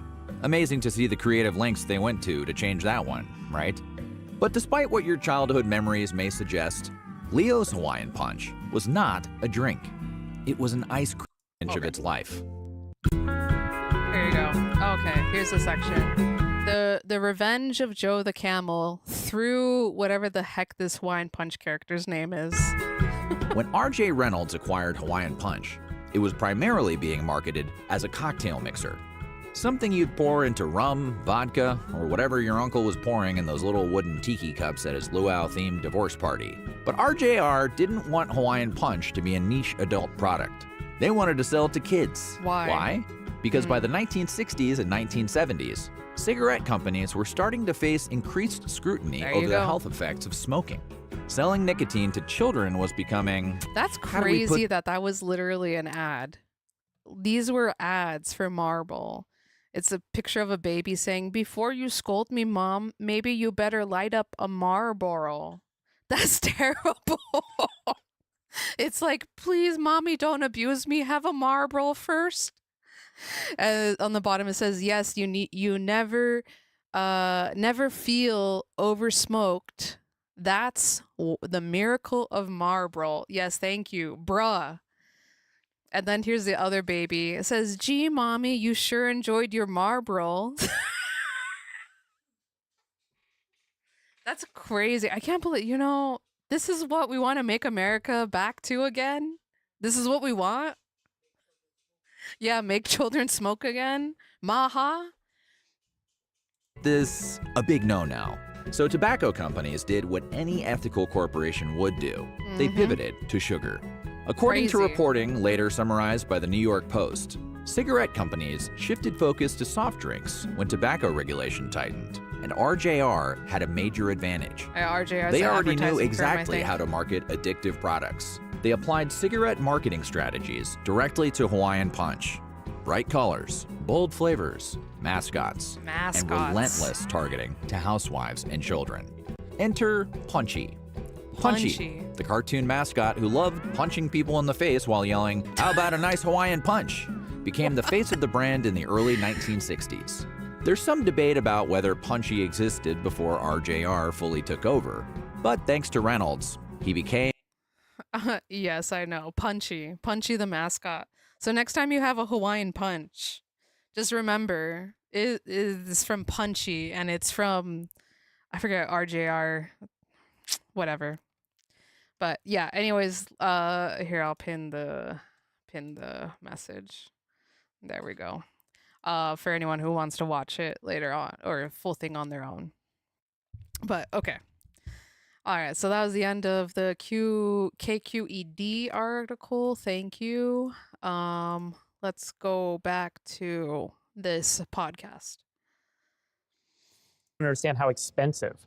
Someone told me it was like a sizable percentage of GDP in the United States is spent on litigation and trial lawyers, and that they are the largest donor in certain state elections all over the country to try and create a legal framework that allows them to pursue litigation and earn significant fees. I mean, it's a multi-billion dollar industry. That's right. And California is very much at one end of the believe that. spectrum. I mean, I've talked to municipal leaders in cities that are settling at such a high amount for a trip and fall that now they can't afford to maintain the rest of the sidewalks in the city for the next few years. So they're going to have more trip and fall cases. We're at risk of allowing trial lawyers to sue the state into oblivion. So it is a major issue. And on condos, it may seem like a peripheral issue, but traditionally, that has been how young people get some equity in society, become a homeowner for the first time, I thought and his build name that was nest egg to Fentanyl eventually. Phil. Damn. That's a good one. Fentanyl Phil. Yeah, well, when we eventually get to making mascots for opioids, it'll be perfect. Fentanyl Phil. Bring them back. Perhaps trade up into a townhome or a single-family home. We've essentially taken that rung of the ladder away by making it cost prohibitive to build. Good luck getting financing or insurance to build a new condo building in California right now. Right. Is it fair to say we have a regulation crisis, not a housing crisis in California? I mean, is there a way to kind of reframe this? I think that's fair. I think regulation, bureaucracy. Okay. It's just the freaking abundance tactic. What's Ezra Klein abundance? Terrible. We do not. Yes, we have bad regulation. Yes, bureaucracy is crap. It always has been and it probably always will be. But removing regulation that protects people and the environment and our great state, that is not the fix it. I swear to God, Republicans are just like, we just need to cut spending, cut regulations, and that'll fix all our problems. Like we didn't learn anything from Ronald freaking Reagan. Like that was so bad. The financial deregulation, we're still trying to recover from it. A set of codes and laws that don't work for people and work for the special interests in Sacramento. I interviewed this guy, Adam Carolla. You know him? I know of him. Yeah, Dr. Drew. What was the term he used? Oh, very inappropriate. He called it gynofascism. He said that all of the regulatory is a safety thing, and it's like a very feminine, safety, protective kind of origin in a lot of the regulations that have been passed that make it impossible. Everything's about safety and more regulation, more regulation, more regulation. And as a result, you can't get anything done, and the lawyers show up and everything gets sued. But why do all these regulations happen? It's almost as if there are people getting hurt, people getting, sick, people losing their homes, people, suffering because these corporations or businesses do not care about their individual consumers or do not care about the consumers that they are harming. And it's like, why would you think, regulation, they just put it in for no reason? Stupid. Dude, what's the right way to think about the origin? Because his argument is that there's a mindset of safety and protectionism that's driven this.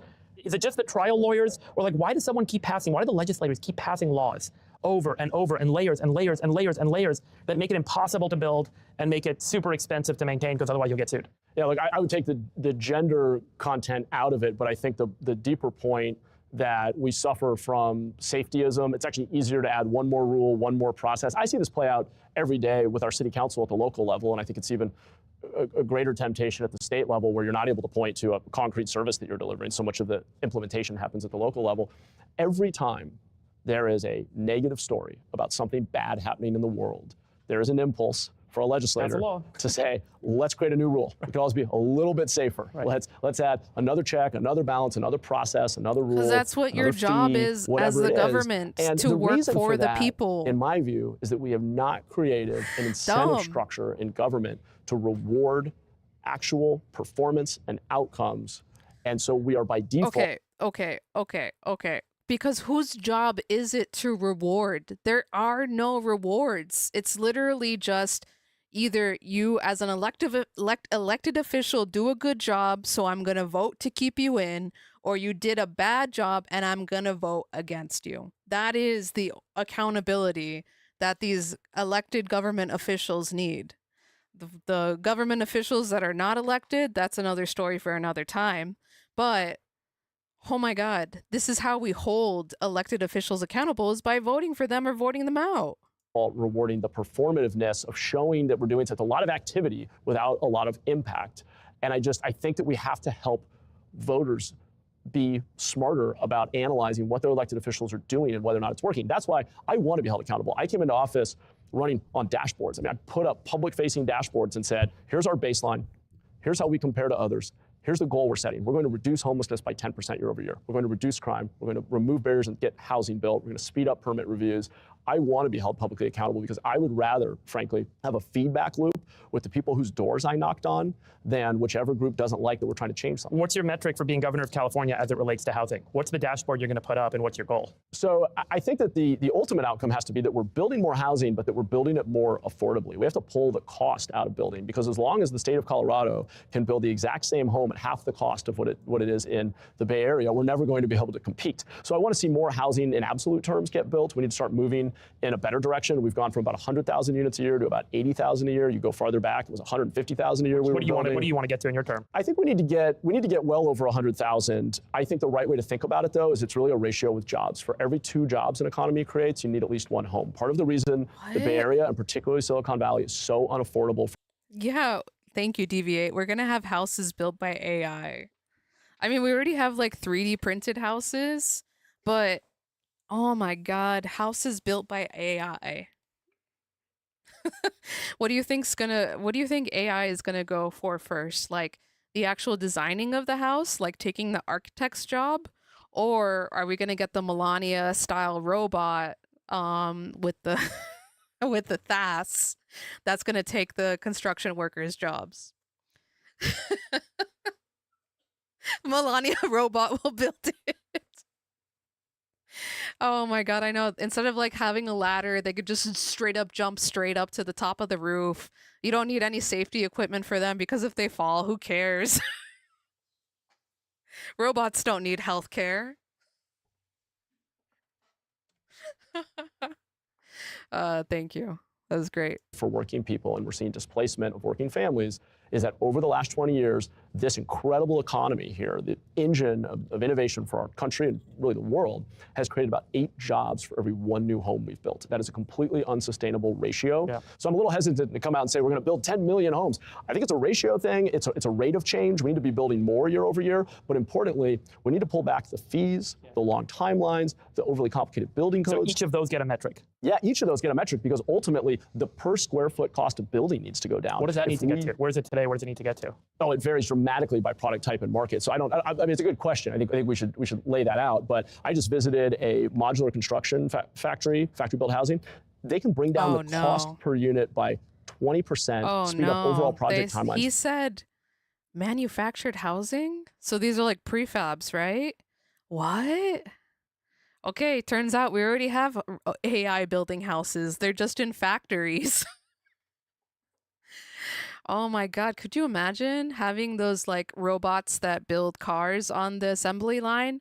And it's just like putting windows into walls and stuff, and then you ship the whole wall, and then it gets to the location of wherever the house is going to be built, and then you just have the Melania robot come in, like a pack of 5 of them, like a group of 5 of those Melania robots, and damn, they'll have the whole house built in 24 hours. They don't need to take no break. They don't need to take no siesta. They don't need 5 of them. That's all you need is, and one of them is supervising anyways, right? You just need 4 actually building the house.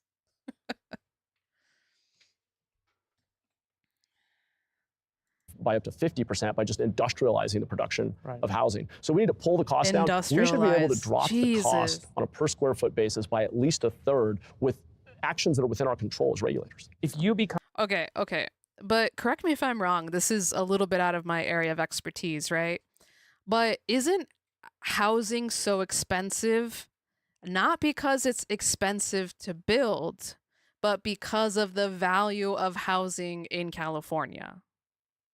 I don't know how having manufactured housing, aka I guess production, assembly line housing, I don't think it's going to make housing cheaper in California, because the reason why it's so expensive is because we all value housing as so high in California.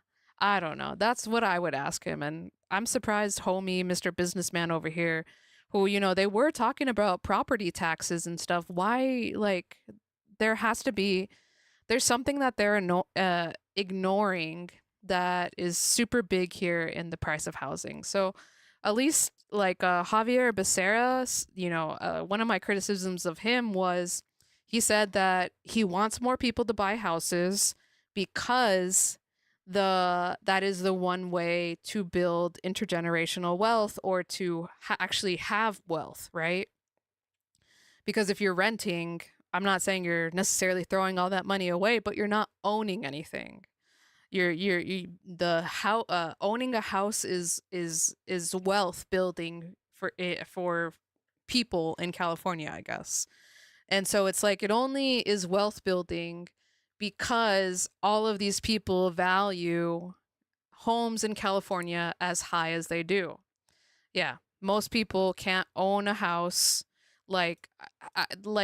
Just reducing the cost of building the house is not going to make house cheaper, right?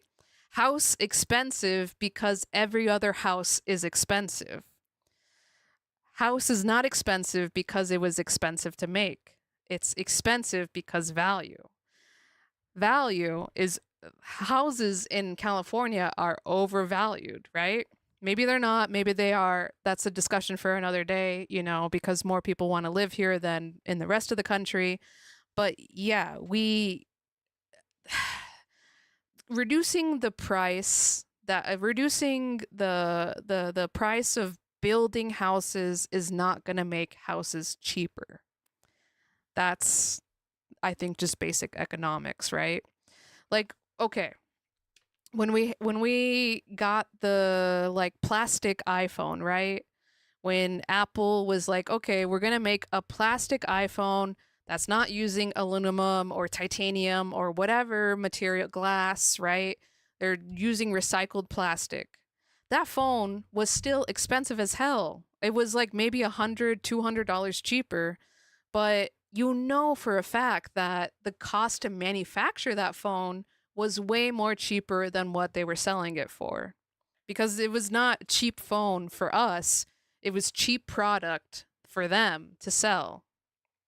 Okay, let's get back to this. Become governor, you're going to be fighting against a legislature that's got all of the various vested interests tied up in keeping this from happening.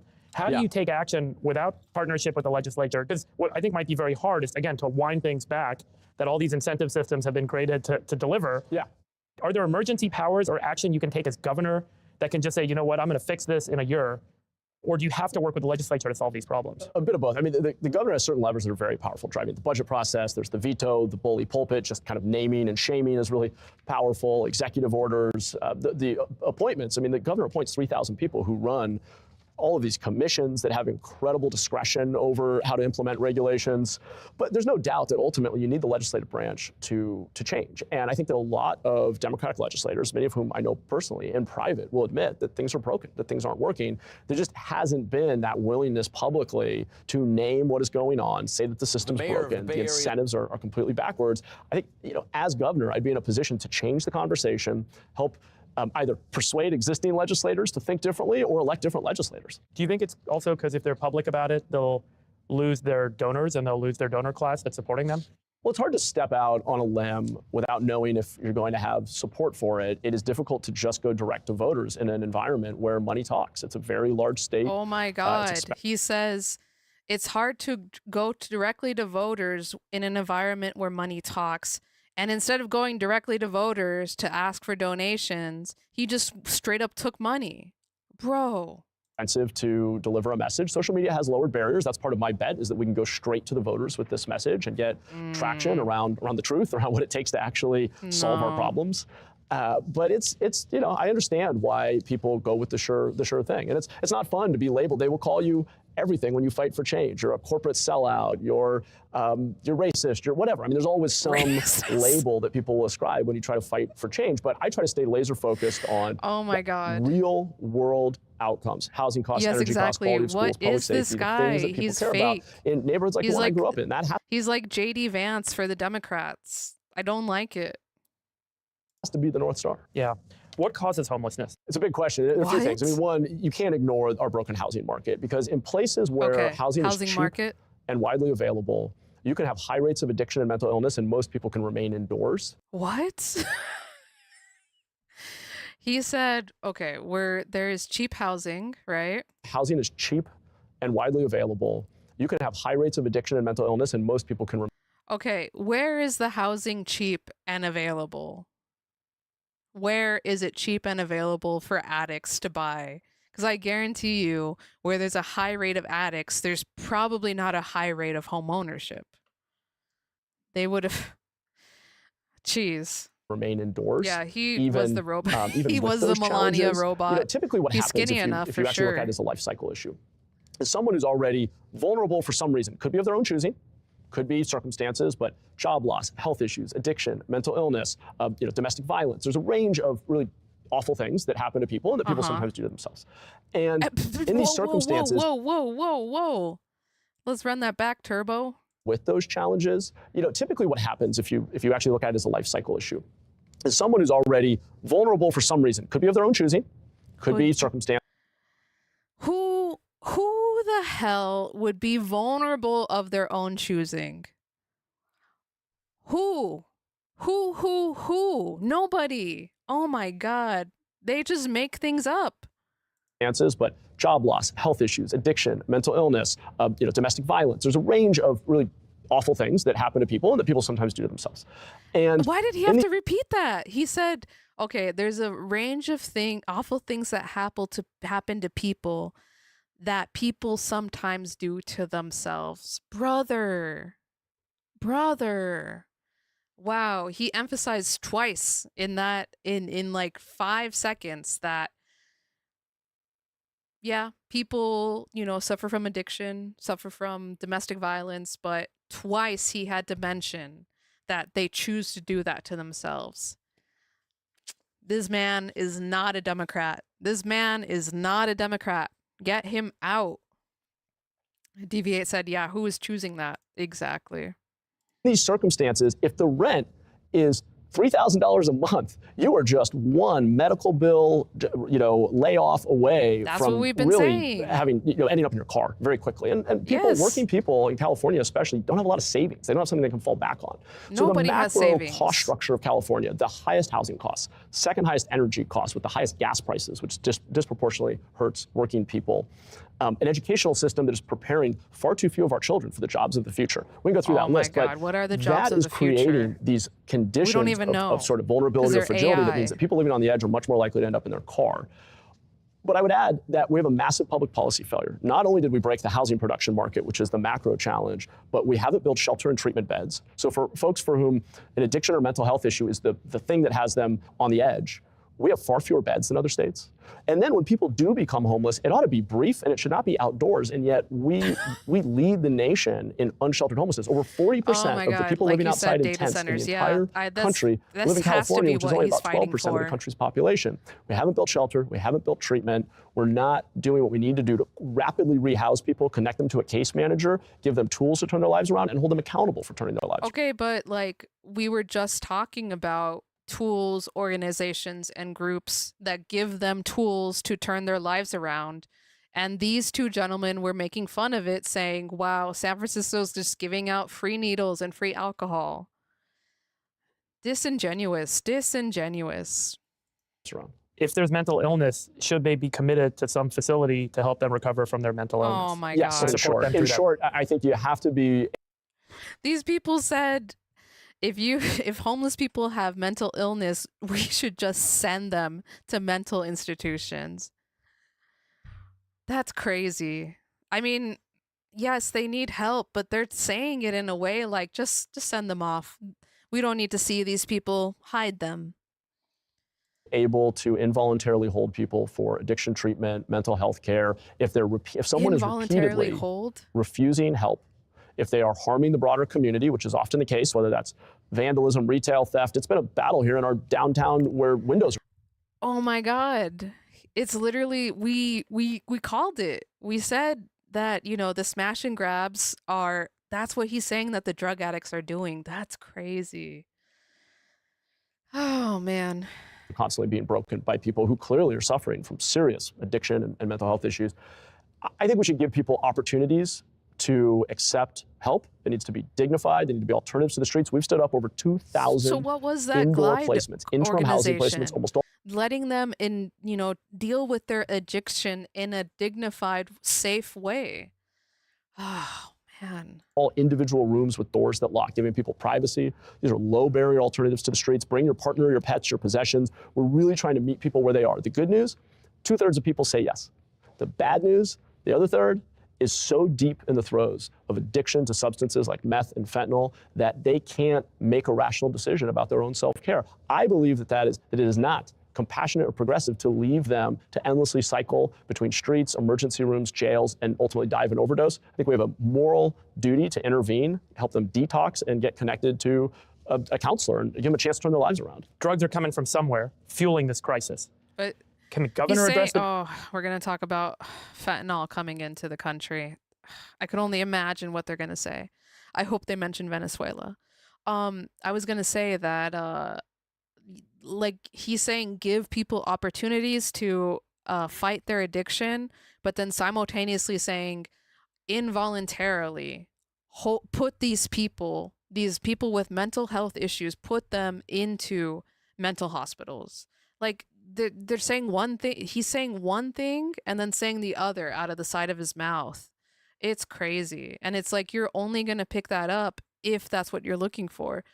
Homie, I really think maybe that's why they wanted him to be a part of the primary process, was because Democrats or people in California are just thinking, oh my God, we have so many Republicans here.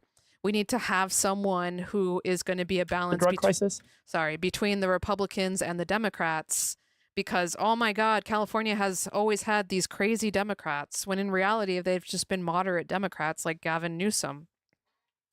And this guy sounds like, a wolf in sheep's clothing, or I should say an elephant in donkey's clothing. Can the governor get drugs off the street, arrest drug dealers? Is that a federal issue? How do we resolve the fueling of fentanyl, methamphetamines, prescription painkillers, et cetera, that have made their way onto the street? It has to be all levels of government, all hands on deck. So much law enforcement is done at the local level. We have a police department with about 1,000 officers out on the street enforcing local laws. They're on the front lines of this crisis, as are our firefighters, social workers. Certainly having federal tools and state We have the National Guard, we have CHP, we have a variety of tools What here. the hell does What I do know, CHP though, do is that we for can drug-addicted reduce homeless demand people? by They're just supposed intervening to in public be drug use and getting monitoring the highways. people into treatment and holding them accountable for turning their lives around. If we get people into recovery, that's one more customer not available out on the streets to buy these dangerous products. How many times do they cycle through before they have to be held more permanently? Well, I think it has to scale up over time. With Prop 36, I was the first Democratic mayor in the state to come out in support of Prop 36. The rule of thumb there is on your third public drug offense, you can be given a choice between treatment and incarceration. And that's bringing a consequence to a decision that doesn't just affect you. We can talk about civil liberties, but when you are actively choosing not to engage in treatment, you are more often than not. Deviate said the ISS has to do something. Yeah. Yeah. Not imposing real costs, real harm on the broader community. We've seen businesses shutter in our downtowns, parks where families can't play. So it's direct and indirect. That's right. And I think a lot of people don't account for that, which is critical. I want to shift topics to energy costs. There's an Iran war going on, so there's an acute spike in energy gas prices in the state. But over the last number of years, California Governor Newsom and the state legislature have pursued an effort to drive green energy policy in the state. California has a 70 cents per gallon, roughly, tax rate. The California price for gasoline this week is $5.50 compared to $3.50 in the rest of the country. Did we get it wrong? Should we have taken a different path in the state versus fighting for green, chasing Chevron out of the state? Chevron's now relocated to Houston. This shutting down the interview largest. is just softball advertising for Matt Mahan, or Matt Mahan. Yeah, this was barely from March 22nd. March 22nd. So a week or two ago. This guy came out of nowhere within the last month. Like he barely launched his campaign like a month ago, I think. Matt Moron. That's a good one. Okay, let's see. I think this interview is just more softball questions. Let's see. They talk about Trump. Yeah, it gives all of us. Yeah. But what do you think of Donald Trump? I'm not a fan. Interesting. My concern with Donald Trump, even if he may get certain issues right, I think he's channeled the frustration of working Americans. Excuse me? What issues has he gotten right? I want to know from Mahan. Who feel that they've been left behind, is that I don't believe he really understands what makes our country great. I think that he has created a lot of fear and division around immigration, doesn't recognize how many people we have had in this country, in part because both Democrats and Republicans wanted access to cheap labor in places like Watsonville, where I grew up, who have been here 20, 30 years, working hard, paying their taxes, otherwise playing by the rules, raising children who are U.S. citizens who are now living in terror because they're worried their family's going to get ripped apart. I don't understand and don't support this war in Iran that I think is a huge blunder, and it's going to drive up energy costs. And it's not clear to me why we're losing American lives over there. I think tariffs, yes, I do believe China, this is something I think he's gotten right, has been competing unfairly with the U.S. I think a targeted approach to tariffs, focusing on that issue. I bet he's cares about China competing with the U.S. because he's a tech bro, and American tech companies have always been beefing with China, right? Like, remember how much Mark Zuckerberg was trying to get Facebook in China, and he had to he had to wine and dine China to get Facebook over there. And I don't even know if it is still over there or not, but it would, because China doesn't let their companies just run wild like how we do here in America. Would have made a lot more sense than the general inflation we've seen. So, I mean, I could go issue by issue, but I worry mostly about the health of our democracy. I think it requires a real honest dialogue, a respect for rule of law and the independent judiciary. Okay. I have deep concerns that this, not just populist, but not just populist. So he doesn't like Donald Trump. I wonder if he knows how many of the people that are giving him money also gave Donald Trump money. Because that's going to say a lot, There's that one saying of, show me who your friends are and I'll tell you the exact kind of person you are. I don't even need to know what kind of person you are. Just show me your friends. If Peter Thiel gave him money, who else Peter Thiel is best BFFs with? J.D. Vance.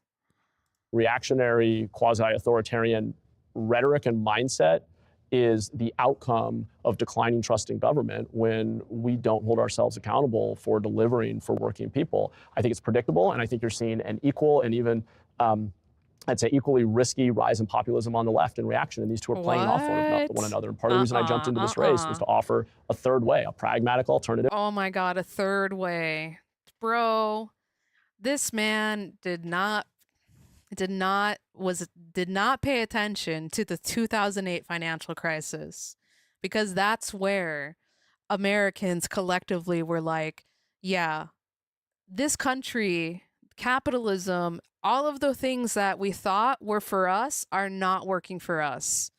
And when capitalism, when, you know, I'm not going to say, okay, hold on, let me be let me not be full on socialist right now, right?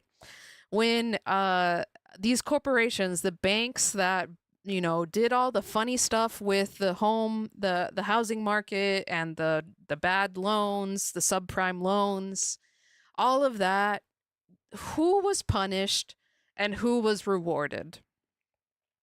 The people who own the homes that, you know, okay, maybe they should have done better and not applied for a loan when they didn't even have a job or whatever, or they didn't have, you know, they couldn't actually afford this home. They couldn't probably even afford the property taxes on this home. So, you know, they got their houses taken away from them. The government, Obama did not come in and help this. But the government, Obama, hold on, I think it's time for pyramid again. Obama came in and said, it's okay, banks, billionaires, all these corporations, you are too big to fail.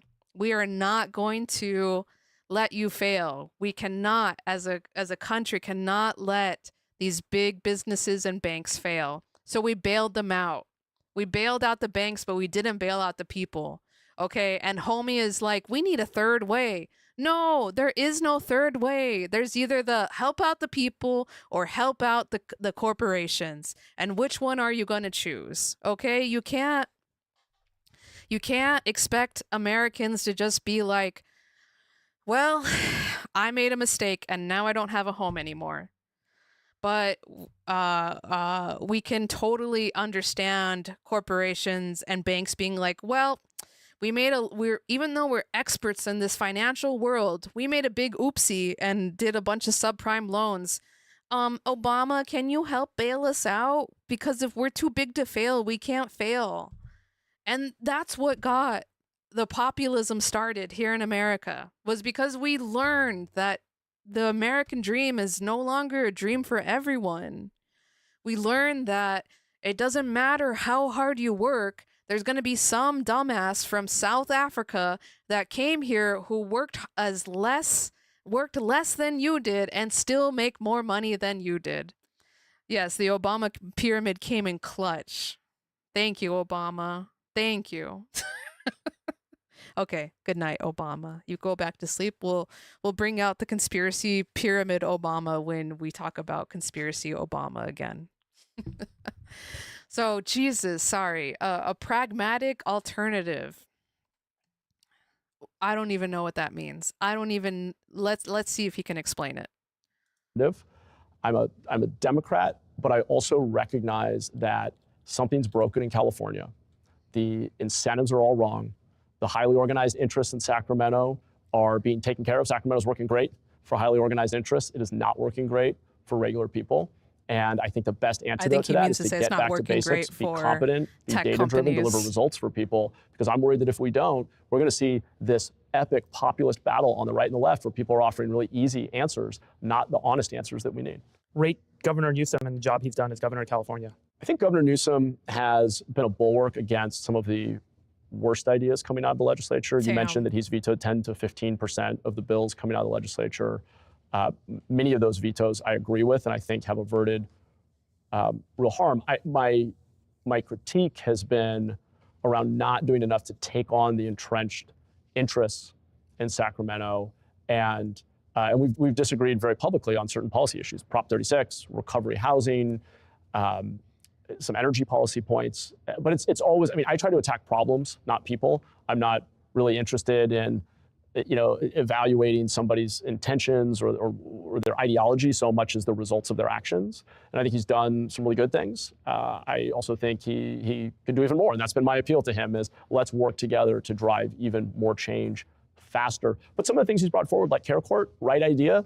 Now we need to execute it. We need to actually make sure that Care Court's actually getting people with addiction and mental illness into care. I think he's got the right idea, right intention, but we've got to follow through. And as governor, I would make sure that Prop 36, Prop 1, Care Court, a number of things he's put in place are actually used to deliver. I forget what Prop 36 is. I'm gonna look up in a second. But DV8 said he vetoed Medicare for all in California. Yeah, I'm so disappointed in Newsom. He also kicked off undocumented people from being able to sign up for Medi-Cal, which was another big disappointing thing. So, that's why I'm saying Gavin is not perfect, but oh my God, I'd much rather have him than this guy whose mind is already made up. I feel like Gavin can be moldable. He is a politician. I don't think Mahan is a politician.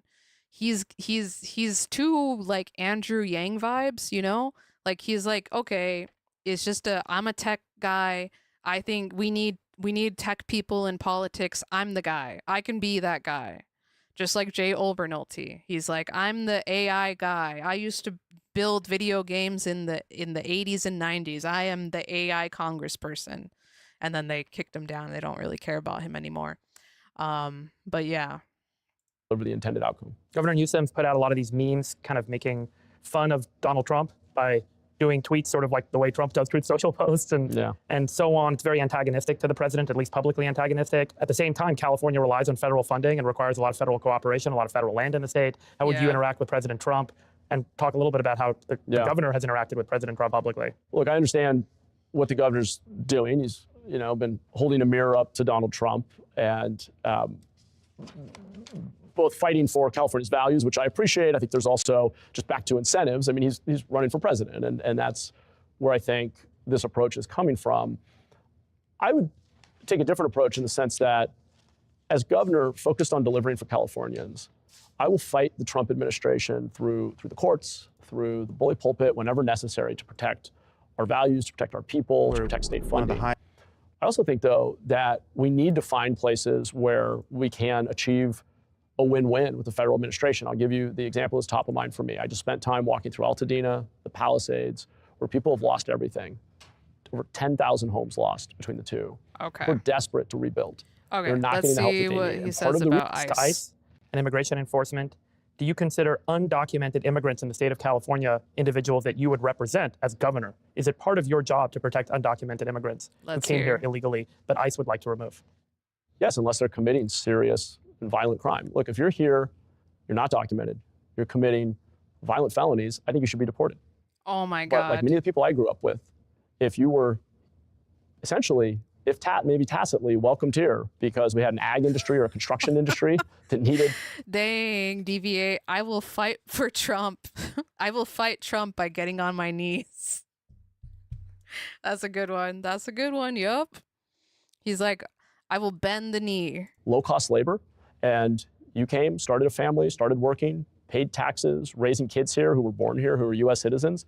The only practical and ethical solution is for parties to put the hyperpartisanship aside, come together, and come to a grand bargain in which we secure the border, we deport those committing violent crime who are undocumented, and we create a pathway to some sort of legal status. If citizenship is a bridge too far for that older generation that came earlier, so be it. But their kids are U.S. citizens, and they deserve to still live with their parents. And I think we've got to find the approach that respects people's humanity and is practical and ethical. And I'm incredibly disappointed.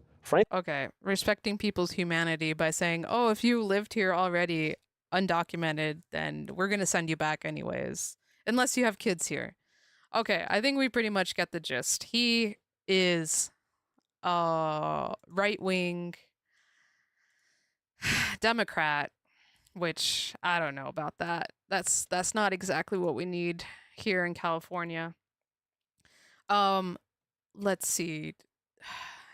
Freaking Mahan was also on the Sam Harris show, which I don't even know who Sam Harris is, but I don't think he's a good guy. I'm not sure. But my bet is just the same freaking things. Homie, like he was doing the press tour for sure. He was going like again March 16th. So that was like 2 days before the other interview. So damn, this doesn't even have chapters. All right, let's just highest tax state can solve every problem. And so what I've seen is sort of a failure of our progressive governance culture in California. Is this it's the same performativeness where same thing. Yeah, he's gonna need some knee pads. And get him some chapstick too. Dang. Okay. All right. Here, this actually seems like maybe the last thing that I will cover on Mahan. Well, I kind of want to see this. This looks like it was a debate for him being mayor of San Jose against this lady named Cindy Chavez. The Slurp Fest is going to be crazy. Yeah. He's going to have to fight against Marco Rubio and JD Vance to get to the Slurp and Flirt first. But maybe Trump is like, "Oh, finally a new face." Getting tired of Marco Rubio and JD Vance. of the spectrum and then spending a tremendous amount of money, $60,000 per person per year, just managing the symptoms of street homelessness is not working really well. I think we need to rapidly scale up more cost-effective shelter, so this is 3 years ago, and get people indoors because it's more humane. They'll have better outcomes personally, and it'll be better for the whole community. So I'd like to see us actually change some of our spending priorities on this issue to scale up more temporary and interim shelter faster to end the epidemic of street homelessness first, because I think people are much better off if we can get them indoors into managed environments faster than we can.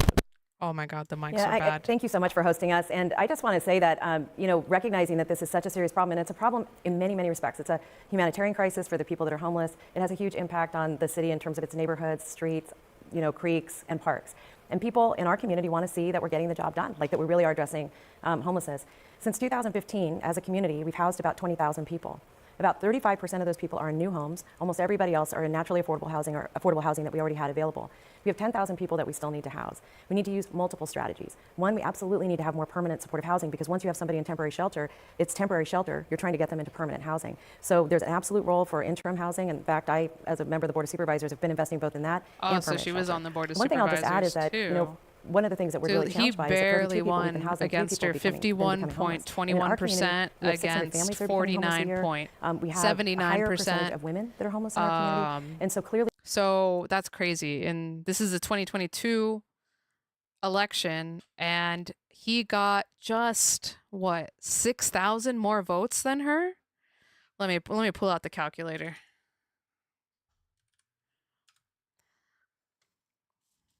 Put it over here, over the chat for a second.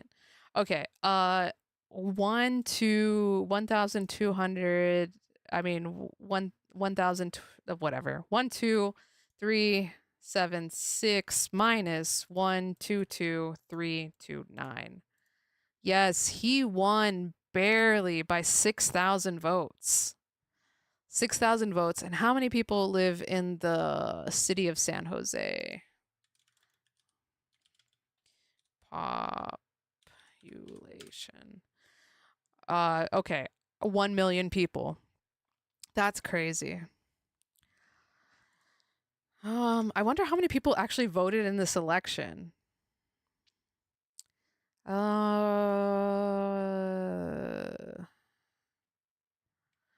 Results by precinct. Okay. So interesting. Yeah. Okay. That's crazy. We need to continue to move as fast as we can to get people housed as quickly and as safely as we can. When people are housed, one of the things that we're finding, even if they're seriously mentally ill, we're spending less on both in terms of services and housing them than what it costs us to keep them on the street. It's about $63,000 to keep them on the street. This is a relatively old study, but $20,000 in services plus housing is still less than what we're spending now. So we're really focused on getting people who are seriously mentally ill as quickly off the streets as we can, because we think that's an overall cost savings here. One last thing, let me just add, because this is such a complex topic. I know that people in our community are saying, how is it possible that you've housed that many people and we still have so many people who are homeless? One of the things I'd like to make sure that the city of San Jose does is that once a homeless encampment is cleared, once people have services, either permanent or temporary services, that area not be repopulated by the homeless again, because I think we need to show the public our work. I think they want their trails back and their parks back, and they should have them. Okay, great. Well, I need to try to get a few more topics in here, and I know this is why this format's difficult, because there's a lot to discuss for a major city like this. Let's briefly talk about public safety, which I know is also another core issue. I'm sure you get this at every single symposium you guys both are part of. We see that displays of violence, solicitation get spread all over the country now. This is not, and I was talking to political leaders this weekend, and they said, well, 30 years ago, it wasn't like this. And I'm like, well, 30 years ago, we didn't all have a cell phone in our face saying this kind of graphic event is happening in this part of the country. Oh and my this God. is why you shouldn't vote Okay. for this party, which is, I think, we're seeing that polarization. Certainly, San Jose is part of that framework. What can be done to improve public safety? Because certainly the overwhelming majority of your residents want to live in a peaceful, calm existence. They work so hard to stay here. How do we make sure that these folks feel like, hey, that our tax dollars are actually going towards a place that we can feel connected to? Cindy, why don't you start us off? Yeah, thank you. When I served on the city council, and I left the council 16 years ago, San Jose was the safest big city in the country. And there were many reasons for that. But one of them is that we've always had a thinly staffed police department. But now we have 200 less officers than we did then. We have 100,000 more people than we did then. Okay. And our response times for priority 2 calls is actually double what it was when I served on the council. It used to take us less than 10 minutes to get to a priority 2 call. And that's if you've been, believe it or not, if you've been assaulted and the assailant isn't there anymore. Now it can take 20 minutes, or nobody comes. And so one of the most important things that we need to do is make sure that we re-staff the police department. And we have to keep the standards very high. We want to hire the best and the brightest, but absent doing that, we're going to continue to be in an environment that's unsafe. Secondly, is that we had a program where we funded after-school programming and summer programming, because and midnight basketball. We need to make sure that young people are very busy, that they're supervised, that they have a trusted adult that's going to help them succeed in their schooling, in their education, and in their life. And then lastly, we need to clean San Jose up, because the cleaner the city is, the safer it's going to be. We know across the country that you see violent crime drop dramatically, up to 30% in areas that It's an important topic, and I want to end with one more subject before we get into our closing statements, and this is also connected. Hate crimes, specifically against Asian Americans. We've seen an unbelievable run-up. I've never seen so many really in my lifetime. But, certainly folks that have a likeness of East Asians have been targeted during this COVID period, but now we're even seeing South Asians getting targeted because of their faith, and I've noticed, at least in my... Okay, hold on. I'm trying to find good questions. Tolerate hate crimes, hate speech, or any divisiveness that tries to pit different racial and ethnic groups against one another. Let's go to our closing statements. Matt, you have the first word, so I'm going to let Cindy have the last word. Why don't you start us off with the closing statement, and then Cindy, please follow. Sure, and I know we're keeping this to a minute. I'll just say this. I appreciate the opportunity. I hope your audience will learn more about our campaign at mahanforsanjose.com, which is our website where there's a lot more information about my plans for addressing homelessness, crime. Okay. We're done with this. That was good to see, especially knowing that he only won by a little under 7,000 votes. And yeah, crazy. Okay, last thing on Mahan, I want to read this Politico article, because it says now he might as well drop out. I don't know about that. Okay, this tech-backed mayor jumped into California's governor race with a bang. Now he, quote-unquote, might as well drop out. By Dustin Gardner from 3/18/26. Mahan is late. Matt Mahan's late foray into the race for California governor started with the Super Bowl ad. What the frick? Homie had a Super Bowl ad?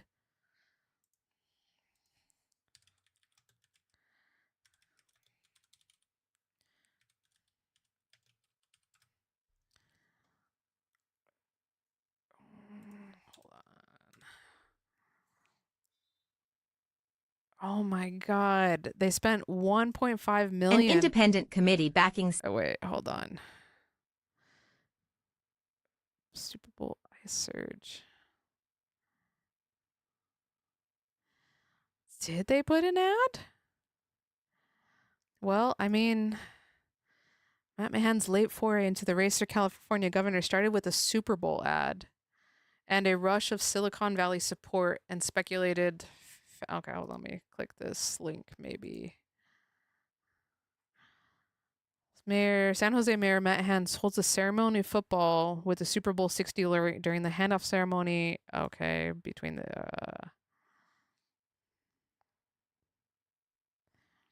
I just want to see the ad, because it's probably cringe as heck. Matt Mahan's bid for California governor was barely underway when Silicon Valley heavyweights began lining up behind the San Jose mayor. Oh, wait, yes, DV8, you were the sports guy. You probably watched the Super Bowl, all of it. Because I just watched the halftime show because I wanted to support Mr. Bad Bunny. But did you watch all the commercials? Damn, I just want to see. Okay. Okay. Well, we'll find it when we can. Yeah, I'm trying to remember. Did you see this face anywhere during the Super Bowl? I guess he was at the Super Bowl. That's crazy. Like Trump was at the Super Bowl too, right? Or was he not? Yeah, it was such a good halftime show. Bad Bunny's halftime show was so good. The most watched halftime show ever, I guess.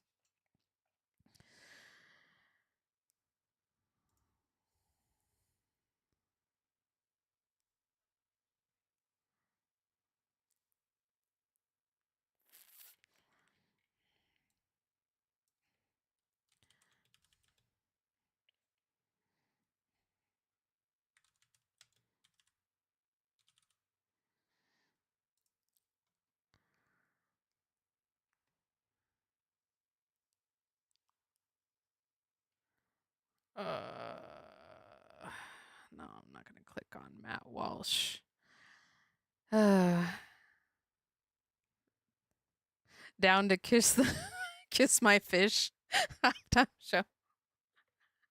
The freaking did you hear DV8 that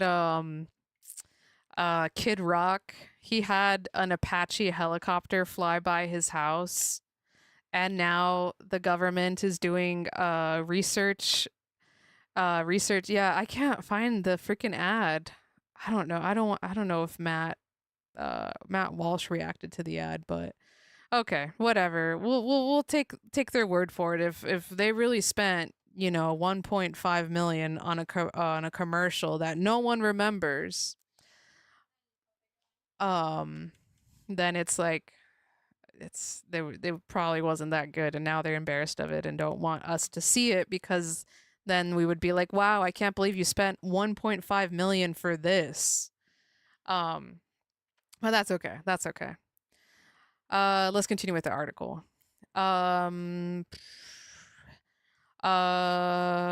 Speculation fanned by Mahan's camp and other tech titans underwriting the campaign upended Democratic politics in the nation's most populous state. But 7 weeks later, Mahan's campaign is stalled. The latest polling from Politico and its partners. Here, let's take a look at this. We love polling, right?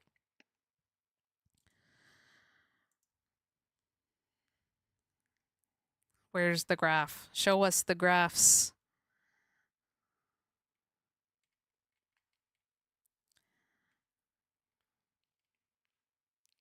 Here we go. This has to be it. Yes. Okay, here we go. We got the polling. All right, so Steve Hilton and Tom Steyer are at the top. Let's see. Okay. Javier Becerra at 5%, Villaraigosa 4%, Mahan at 3%. But policy influencers, what is this second column? Likely voters and then policy influencers. I need to ask my professor about this. She would know. Because why is it such a big variance? But okay, so see, like, I know it's super, super, super low. Mahan, get out, please. Yes, yes, we do not need, like, undecided. I think that was the joke that Jon Stewart was making, that undecided have more votes, more of support than where is Mahan? Is he he's all the way down here. Oh, these are the questions. Okay. If the June primary for governor were being held today, and these were the candidates, who would you vote for? Hilton, Steyer, Salwell, Bianco, Porter, Becerra, Viragosa. Oh, here we go. Mahan. Okay, see, that's what I don't understand. Like, how is he at 3% likely to vote, but then 14% policy influencers? Because Stalwell is like at 22%. I swear to God, if the policy influencer is just how much money they raised, I'm going to be so mad. Dang, Ian Calderon has no policy influence. But Undecided has 10% policy influence. Interesting. Okay.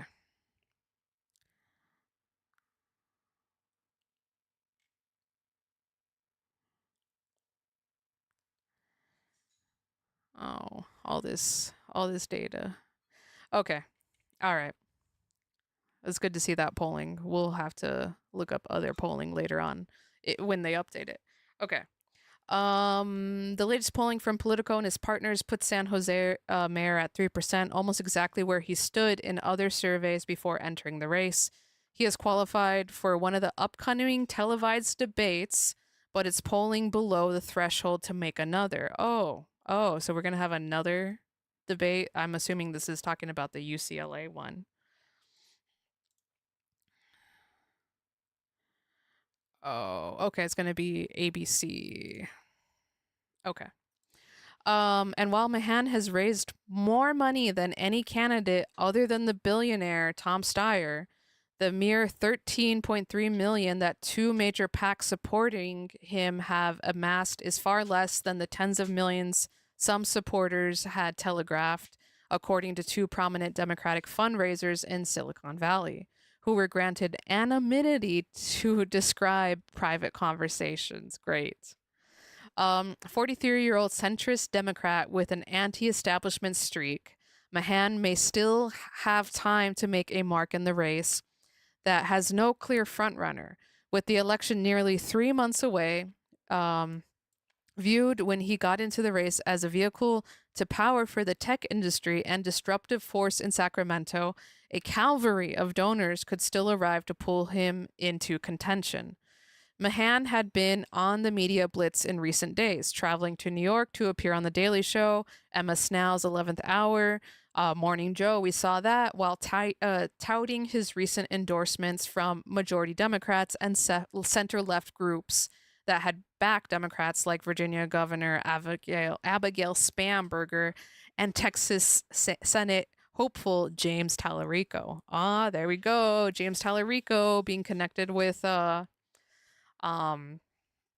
Mahan.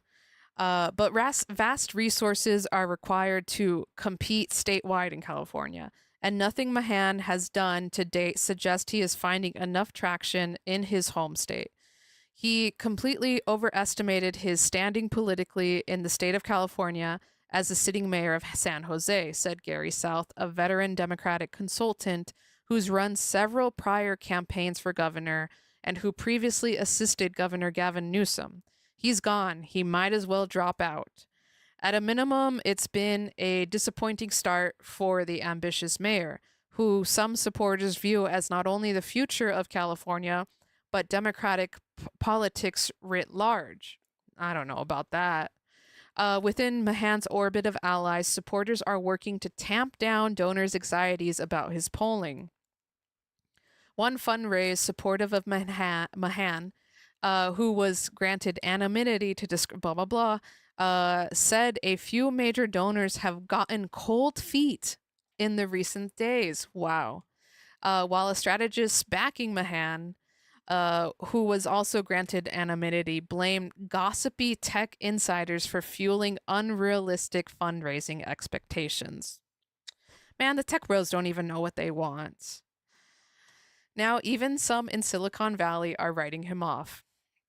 My God, people really think he's the future. We are screwed. Yeah, I really, really feel like there's two wolves in the Democratic Party right now. One of them is Hassan Piker, and the other one is establishment Democrats, tech bros. And establishment Democrats don't like either, right? Establishment Democrats hate Hassan because he's socialist, he's turning the party, I don't know, changing the party. And then tech bros / billionaires that are still trying to work with Democrats, but obviously their party is now the Republican Party because, we're just doing whatever over there. And I don't know who's going to win in reclaiming the Democratic Party. I wanted to cover Hassan. Maybe we'll cover it tomorrow because there's so many articles talking about how Democrats need to get Hassan out of the Democratic Party. He's undermining it, blah, blah, blah. But in reality, we literally have tech bros that are like, yup, screw the working class. We're going to AIM the out. Screw people who want to live here in California. We should just, whatever. Just keep California for tech billionaires only. The Democratic Party here would be the right-wing party in other countries. 100%. It's been like that, You go to, let's see, I don't know any other countries. All right. Tech people talk a big game. You allow yourself to listen to it and then get smitten. One of the Silicon Valley fundraisers said, then they're slow to act and quick to change their opinions when polling comes back. All these guys are like, maybe I'll sit this one out and allow myself to write a much smaller check. Mahan, who has never run for statewide office, was always going to face an uphill climb in a race against Democrats, but better known to Californian voters, including Representative Eric Swalwell and former Representative Katie Porter and Tom Steyer. His team points to polling that shows a plurality of likely voters remain undecided in the race, arguing they could be persuaded to back Mahan once they learn about his moderate anti-establishment message. We watched so many interviews of him, and I didn't hear a single anti-establishment message. Deviate said they want the Melania robots to have a house. Yes, they would. The Melania robots would have better working conditions than undocumented farm workers. By the way, I forgot that today is the United Farm Workers Day. We canceled Cesar Chavez. It's no longer Cesar Chavez Day. It is United Farm Workers Day. And you already heard how Mahan was talking about unions. So, yeah. You have an electorate that isn't enamored with the gaggle of politicians and politics as usual solutions, said Eric J., Mahan's top consultant. Our theory of the case hasn't changed at all.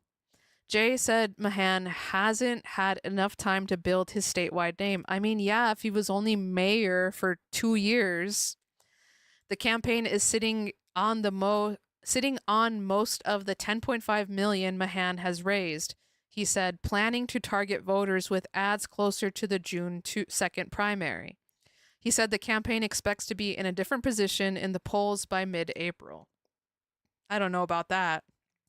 He added, we haven't launched our communication yet. Okay, but you did all this communication going on all these shows, and I don't think it's, we have to see polling, but it doesn't seem like it's doing anything. While Mahan's campaign is holding back, the outside PAC supporting him, who financed the Super Bowl ad. Okay, I guess we need to find out maybe I could find the Super Bowl ad by looking up the PAC that made the Super Bowl ad, are pouring money into TV ads in the state's major media markets outside of his base in the San Francisco Bay Area, including a $2.3 million buy this week to introduce him to voters in Los Angeles, San Diego, and Sacramento.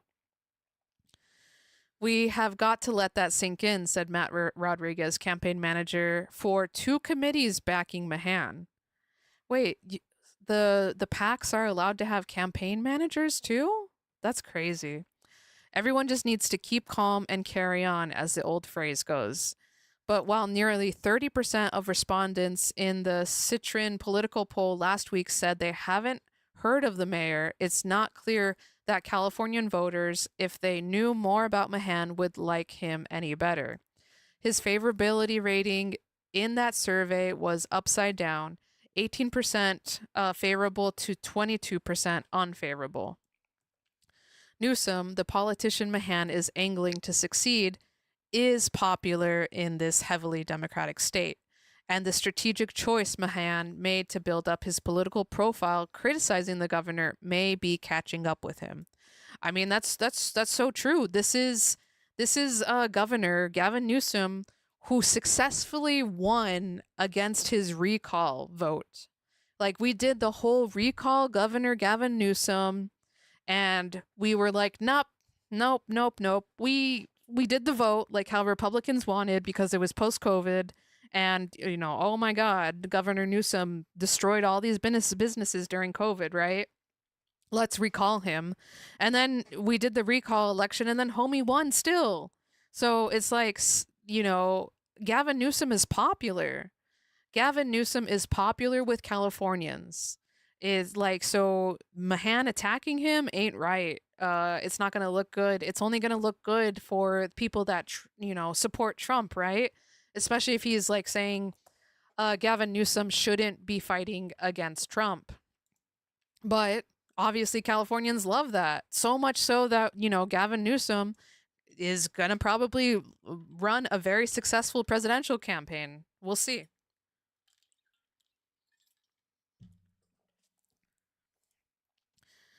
Mahan's critics, including progressive groups and labor unions, pounced when Mahan accused his rivals of being too fixated on Trump, with the mayor saying the best resistance is delivering results on solving California's problems like homelessness and unaffordability.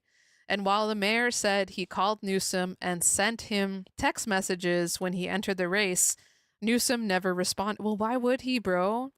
One Newsom ally who was granted anonymity to discuss private conversations said the governor's supporters have communicated to major donors how they feel about Mahan's past criticisms. Wow. So Newsom, the top Democrat in California, but wait, Deviate said Gavin Newsom pyramid, but he vetoed Medicare for all, so it's okay. It's okay. We can have, this is equal opportunity pyramid building. We can do it. We can do it. I don't know how to animate GIFs or anything, but we can do it. Jim Debu, another Newsom ally and longtime political advisor, said the concern for Mahan is now less about meeting high expectations for his campaign than avoiding an embarrassing show. Interesting. Because he jumped in with so much fanfare, if he ends as the fourth or fifth Democrat, it could do long-term damage to his career. Yeah, Tom Steyer ran for president. That gave him a lot of notoriety. Katie Porter, she was doing stuff in Congress. I don't know, whatever. Mahan is not without supporters, many of them centrist Democrats drawn to his moderate pro-growth ideology. He's tapped into a subculture of influencers intrigued by his plain-spoken promises to remove wasteful state spending, slash barriers to new housing, and force homeless people to accept shelter. All right, well, Mr. Mahan, I am an influencer here. If you would like to talk to me, I would love to talk to you and ask you a lot of questions. Jay Chang, a longtime San Francisco operative, helped organize 3 fundraisers for Mahan in the city in recent weeks, including gatherings for Asian American business owners, young venture capitalists, and the city's traditional donor class of real estate and corporate titans. No, thank you. No, thank you. Gavin Newsom period. Oh, I will ask this as well. Yeah, to come on the show. Yeah. He said Mahan's pragmatic tone is hitting a chord with power brokers eager for a Democrat who's willing to challenge Sacramento's establishment. Yeah, no. It was like a second coming. I'm serious, Chang said, describing the scene as Mahan spoke at the gathering hosted by Gary Tan, CEO of the startup incubator Y Combinator and prolific local donor, After he spoke, it was like he got swarmed, literally swarmed by people as he was leaving the stage. I don't know about that. But the challenge is whether Mahan can reach enough moderate-leaning voters before the primary. He will appear on the ballot alongside better-known rivals Steyer, a former presidential candidate who spent nearly $90 million of his own wealth, Swalwell, a cable news star who also ran for president, and Porter, a liberal firebrand known for her viral whiteboard takedowns of corporate CEOs. Between Swalwell, Steyer, and Porter, no clear frontrunner has emerged, though Swalwell and Steyer have recently locked up the key labor endorsements. But Mahan is nowhere near them, and nothing he has done so far has moved the needle enough for his campaign.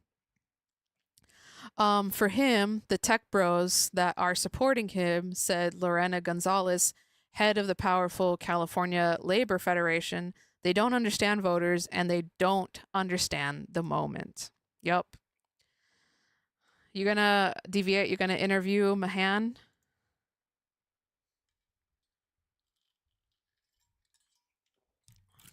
If you do, ask him to come on the stream.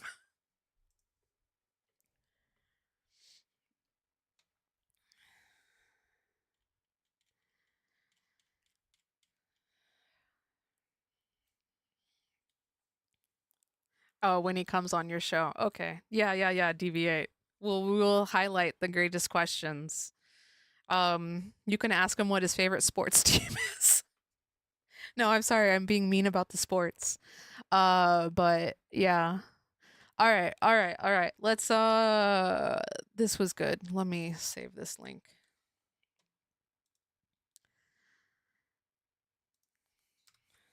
Here, let's watch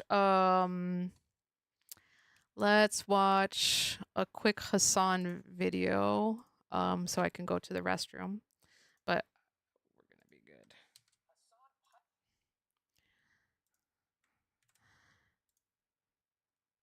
Hassan Piker is one of the biggest social I'll be media right back. influencers Need and to go political commentators in the world This is from with Alex millions Michelson. of followers online. He just returned from a visit to Cuba, where he saw conditions on the ground firsthand. Hassan Piker, welcome to The Story Is for the first time. Thanks for being here. Thank you for having me. Paint us a picture of what it's like on the ground. What'd you see? When I first landed in Cuba, I was taken aback by how beautiful everything was. You got the 1950s cars and it's a tropical island destination. But very quickly thereafter, as soon as we got into Havana, the main city area where people congregate, I couldn't believe the sights that I was seeing. It was very sad. You had homes that looked like they were bombed out. Our tour guide at the time said that this was somewhat of a product of hurricane season and how difficult it is to repair these buildings. And I already had known about the rolling blackouts, and I experienced them later in the day. And it was definitely unlike anything I've ever experienced before. Everything's pitch black. There aren't any traffic lights on. It's crazy, right? But I was taken aback. I was very sad by all the poverty that I saw, and then I was very angry. It was actually Ben Rhodes who told me that I would get very sad when I first went to... Former Obama foreign policy advisor. Former Obama foreign policy advisor Ben Rhodes, who was formative in the previous normalization agreement with Cuba that Barack Obama had orchestrated. And he was right. It was very sad to see. But then it was very angering. It was very anger-inducing because I felt like there was a lot of potential on this island that we were just robbing the people of. And it's totally cruel and totally unnecessary. And it was part of the reason why I went to Cuba, because I've heard a lot about, Cuban organizing, the Cuban government.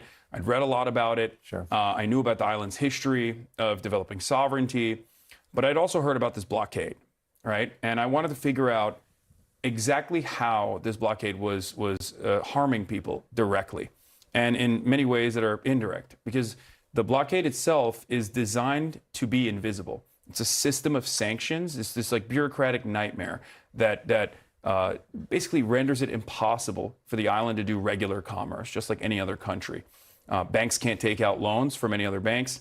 And you, as an American citizen, as a matter of fact, have a lot of restrictions on what you can and can't do, both on the island Or if you wanted to even send money, if you have relatives on the island, it's a very difficult process to like directly send cash payments to your relatives as well. It's totally unnecessary. These rules are so arbitrary, and yet they're so damaging to everyone, to everyday Cuban existence. What were you most surprised by actually seeing it up close and personal?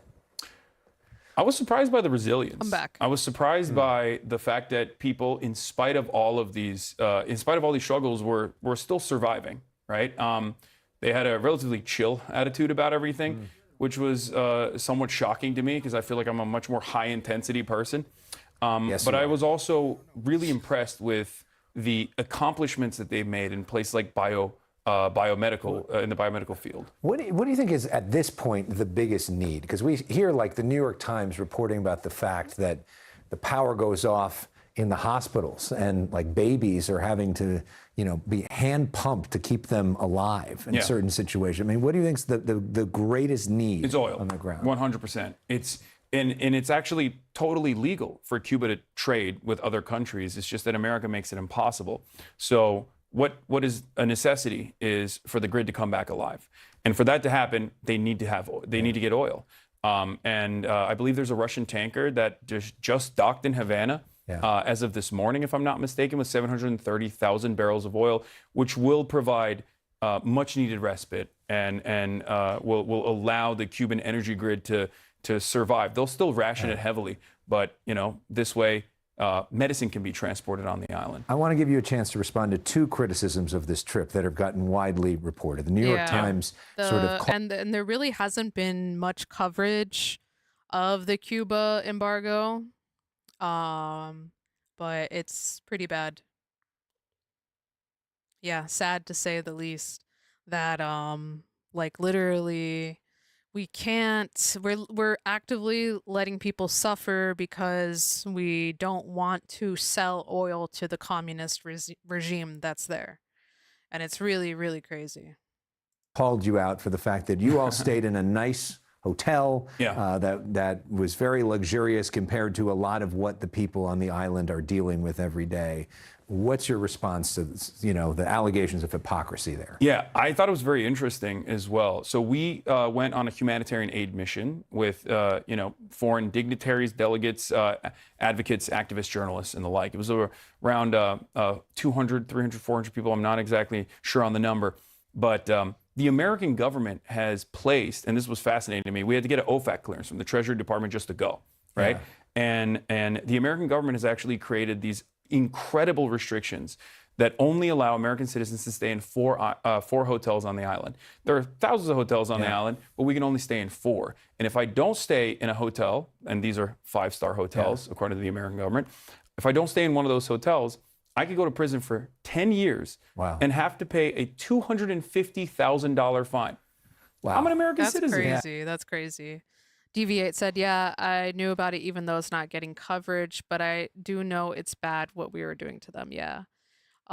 Because I guess basically the entire like electricity is all run by oil generators in Cuba.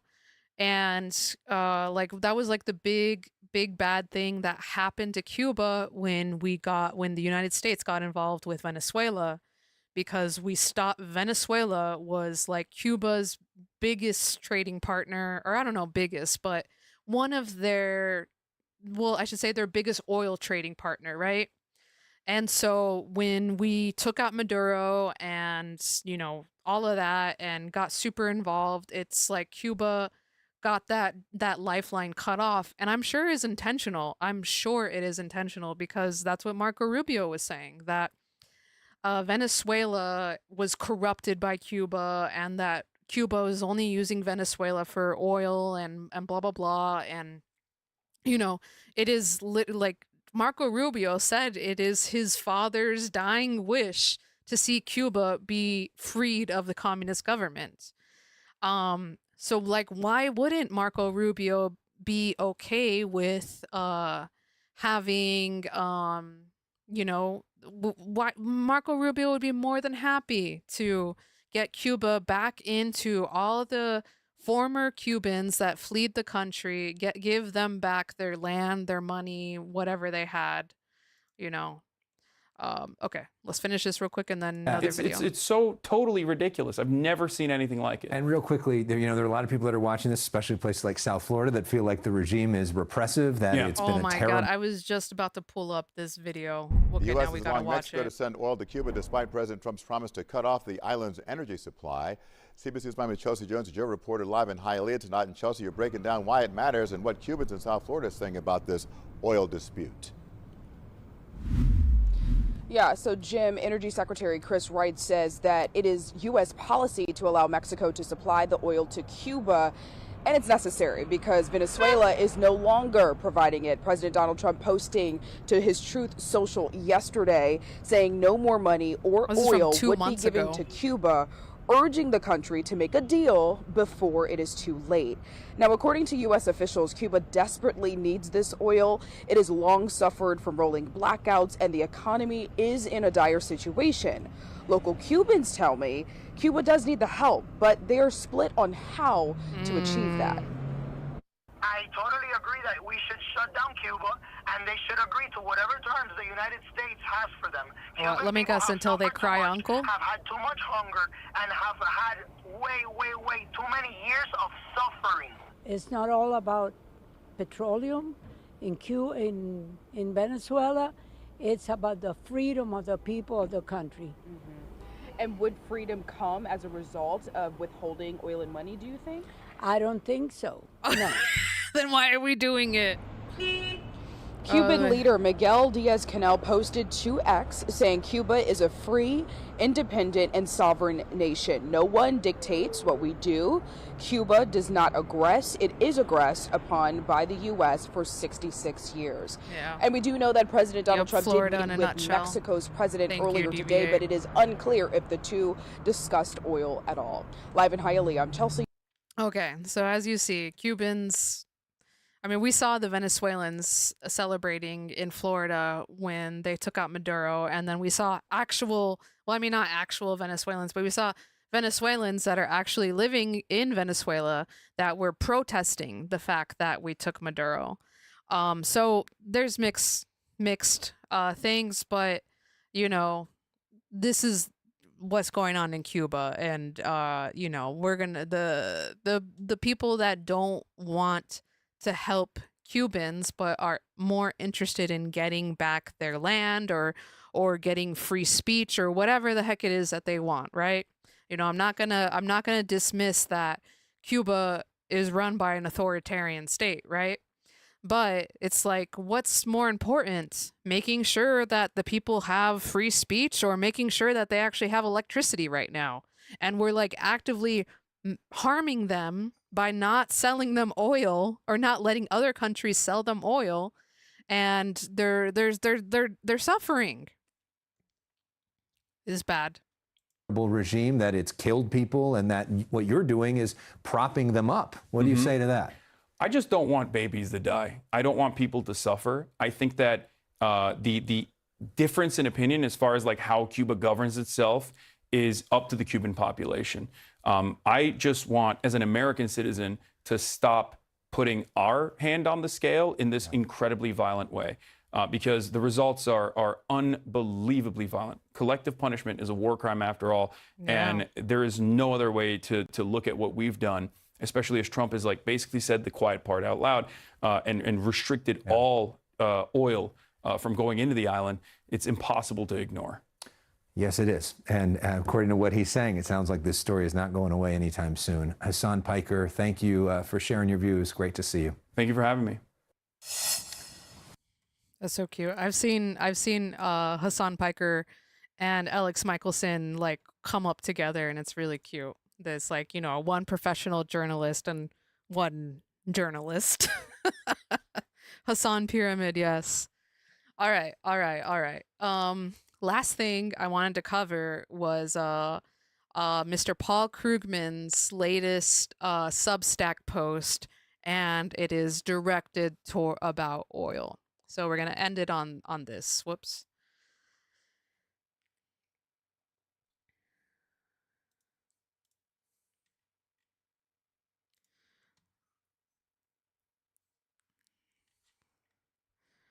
Actually, no. Hold on. Last thing. Oh, not last thing. One more thing before Paul Krugman. This Reuters article on Claudia Sheinbaum. That's from yesterday. Okay. Oh my God, all these freaking ads on the side.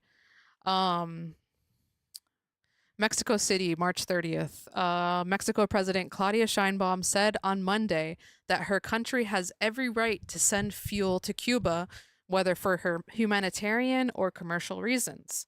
That's right, because if anyone watching doesn't know, Mexico also has some nationalized oil extraction industry.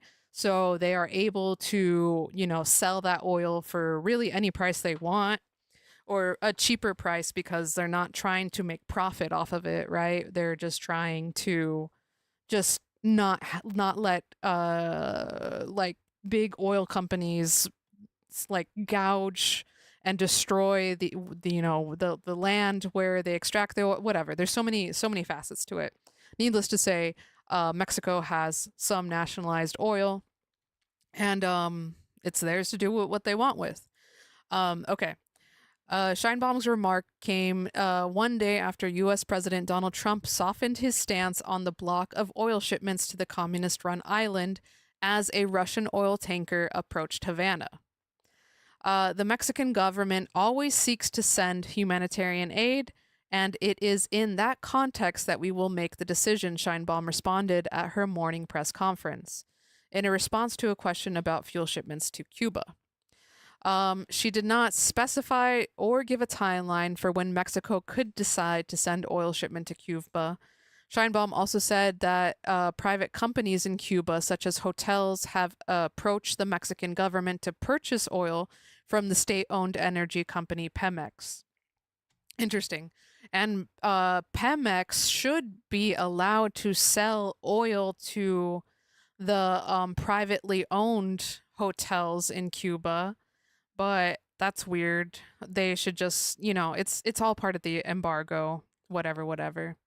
Okay, now to Mr. Paul Krugman. From this morning, the oil crisis is about to get physical. And then we have a picture of the oil trade routes, and it's from JP Morgan. Here, let's look at that. Oh, it's blurry. Okay. Well, the red line is oil that comes from the Persian Gulf. The blue line is oil that comes from China, which only seems to be going to Australia and India. So China does not. China also sells oil to Japan. India sells oil everywhere. They sell it to Africa. They sell it to Australia. They sell it to Japan. They sell it to, they actually go through the Strait of Hormuz in the opposite direction. Oh, wait, no, that's the Strait of Hormuz. That's the stupid other one. So they go through, they sell it to Europe, they sell it to United States. Interesting. India is the one who's selling their most oil all over the place. Singapore is only selling oil to Australia and looks like, I don't know, South Korea sells some oil to United States. Interesting. And to Japan, and then Malaysia sells oil, but it seems like they only send it to Australia and China. Interesting. Okay, so interesting map. In normal times, about 20% of the world's oil production passes through the Strait of Hormuz. That flow has been cut off except for Iranian oil and a handful of other vessels the Iranians are allowing through. This disruption has led to a large spike in oil future prices. Here's the big spike. But this price has been speculative, driven by the justified expectation of future shortages rather than a current lack of oil.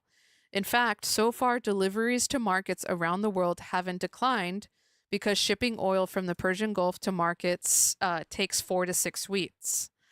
As a result, there was a large quantity of oil already at sea outside the strait when the war began. However, this grace period is about to end.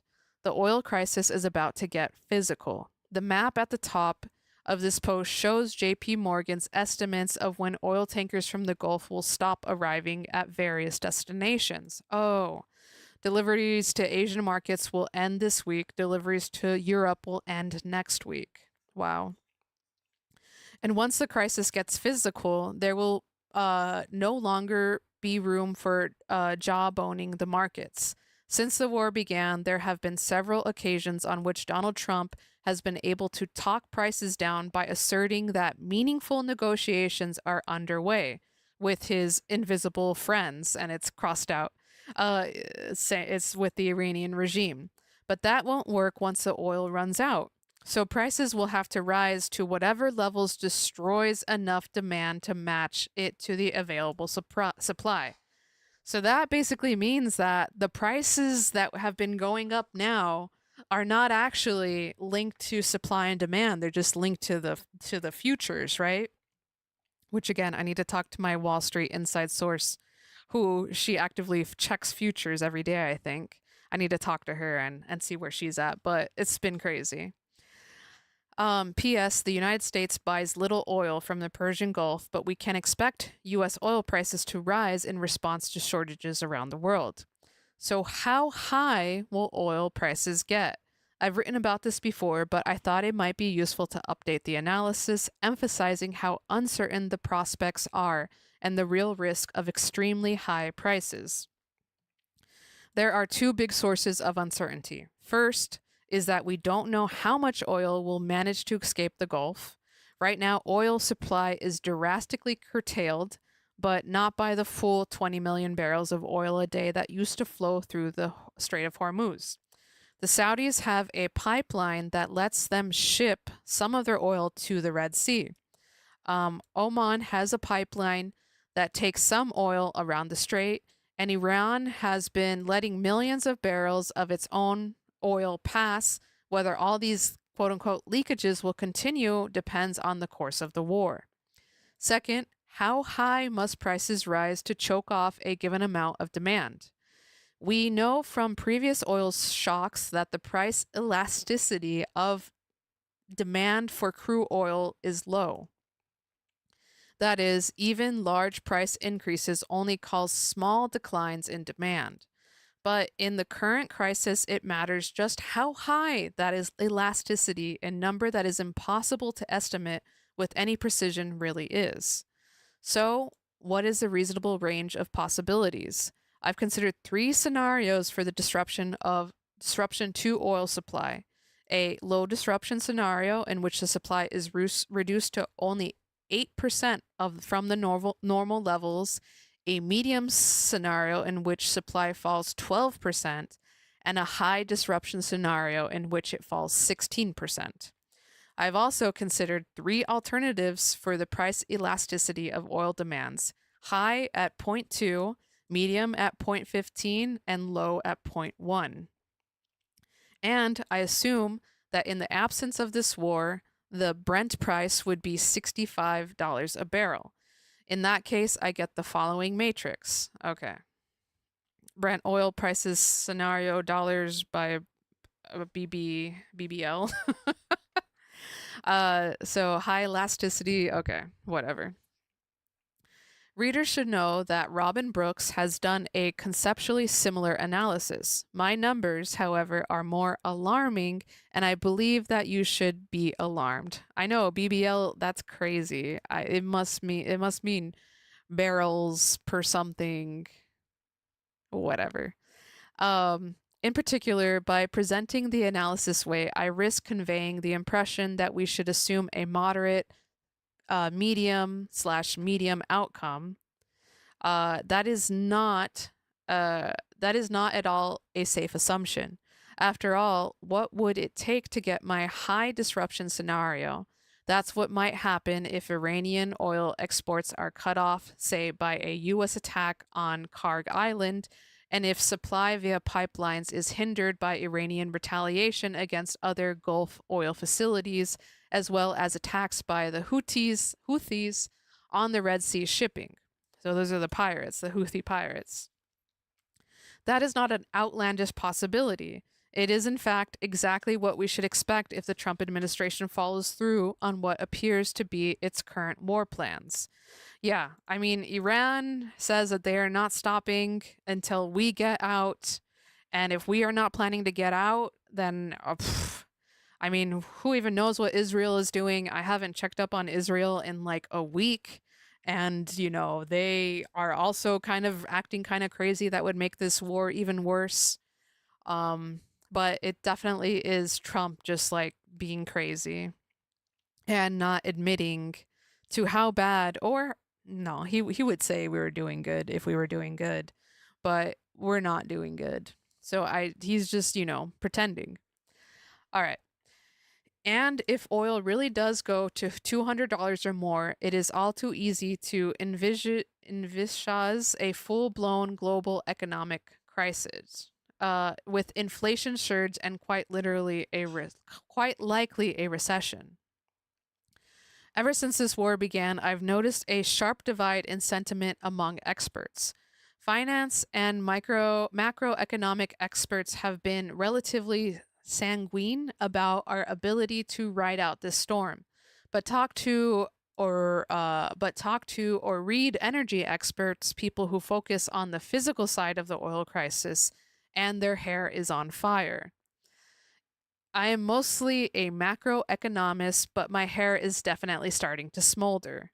And then in typical fashion, he posts a music video and it's just Physical by Olivia Newton-John, which is hilarious because the whole thing is oil's about to get physical. Oh my god. Okay. That's it. My apologies. That's it. Okay, so I guess we got to look at this thing. I don't know. I don't know what this means. I thought I was going to be able to understand this, but I don't. I'm no economist. High disruption. Wait, so what do the numbers in the matrix mean? We can figure this out. Falls 12% and high disruptions falls 16%. I've also considered 3 alternatives for price elasticity of oil demands, high at 2%. So low disruption. Okay, I think I'm starting to understand this. Okay. So he's 3 different possibilities and 3 other possibilities, right? It's talking about how much the price will change. I'm pretty sure that's what price elasticity means. Okay. Yeah, here we go. So price elasticity of I don't know what the frick this website is. Here we go, Wikipedia. A good's price elasticity of demand is a measure of how sensitive the quantity demand is to its price. When the price rises, quantity demand falls for almost any good. Okay, so when the price goes up, demand drops, right? That's just the simple law of demand. But it falls more than some for others. The price elasticity gives percentage change in quantity demand when there's 1% increase in price. Okay, blah, blah, blah. Okay, so it basically is how much the price, it depends, it is how much the demand will be if the price changes. I would imagine it also works in the other way, right? If the price is lower, then there's a higher demand for it because it's more available and cheaper. Okay. So with the high elasticity, I'm assuming that means the lowest price change. It could be and low disruption. I think this is $99. Okay. Yes. BBL. What does the BBL stand for? Dollar per BBL. We can figure this out. Do I dare just Google BBL in economics?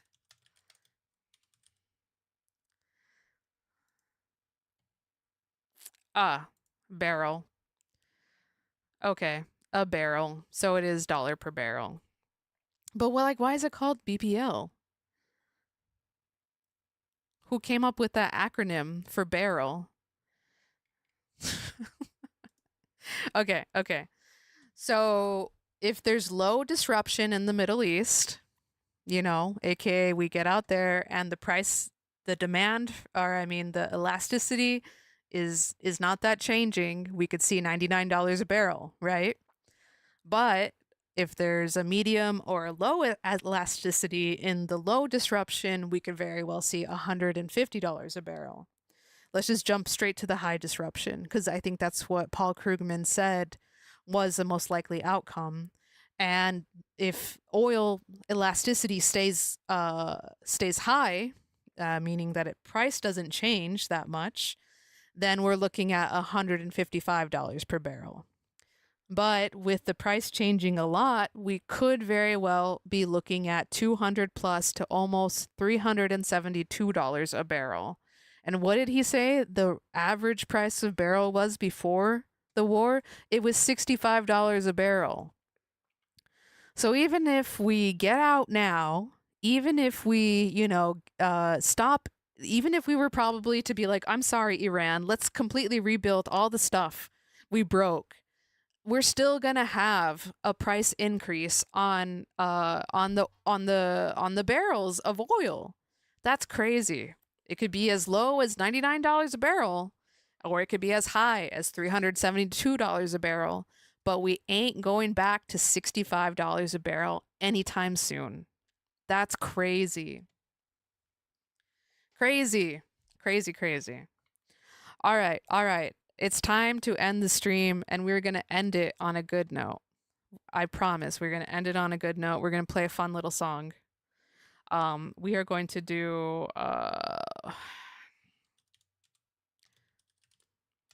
frogs.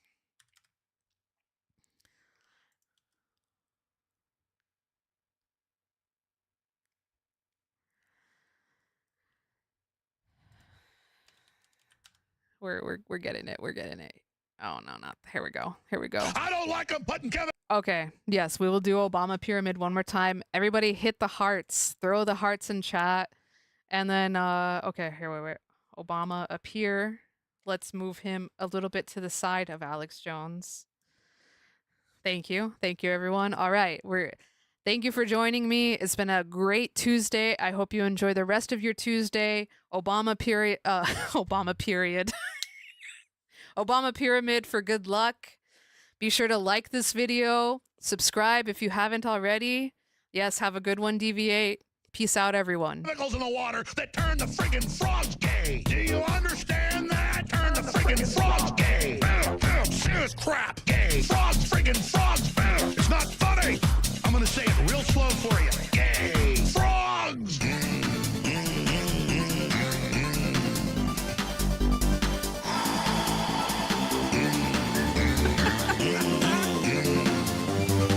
Won't you fight for your life?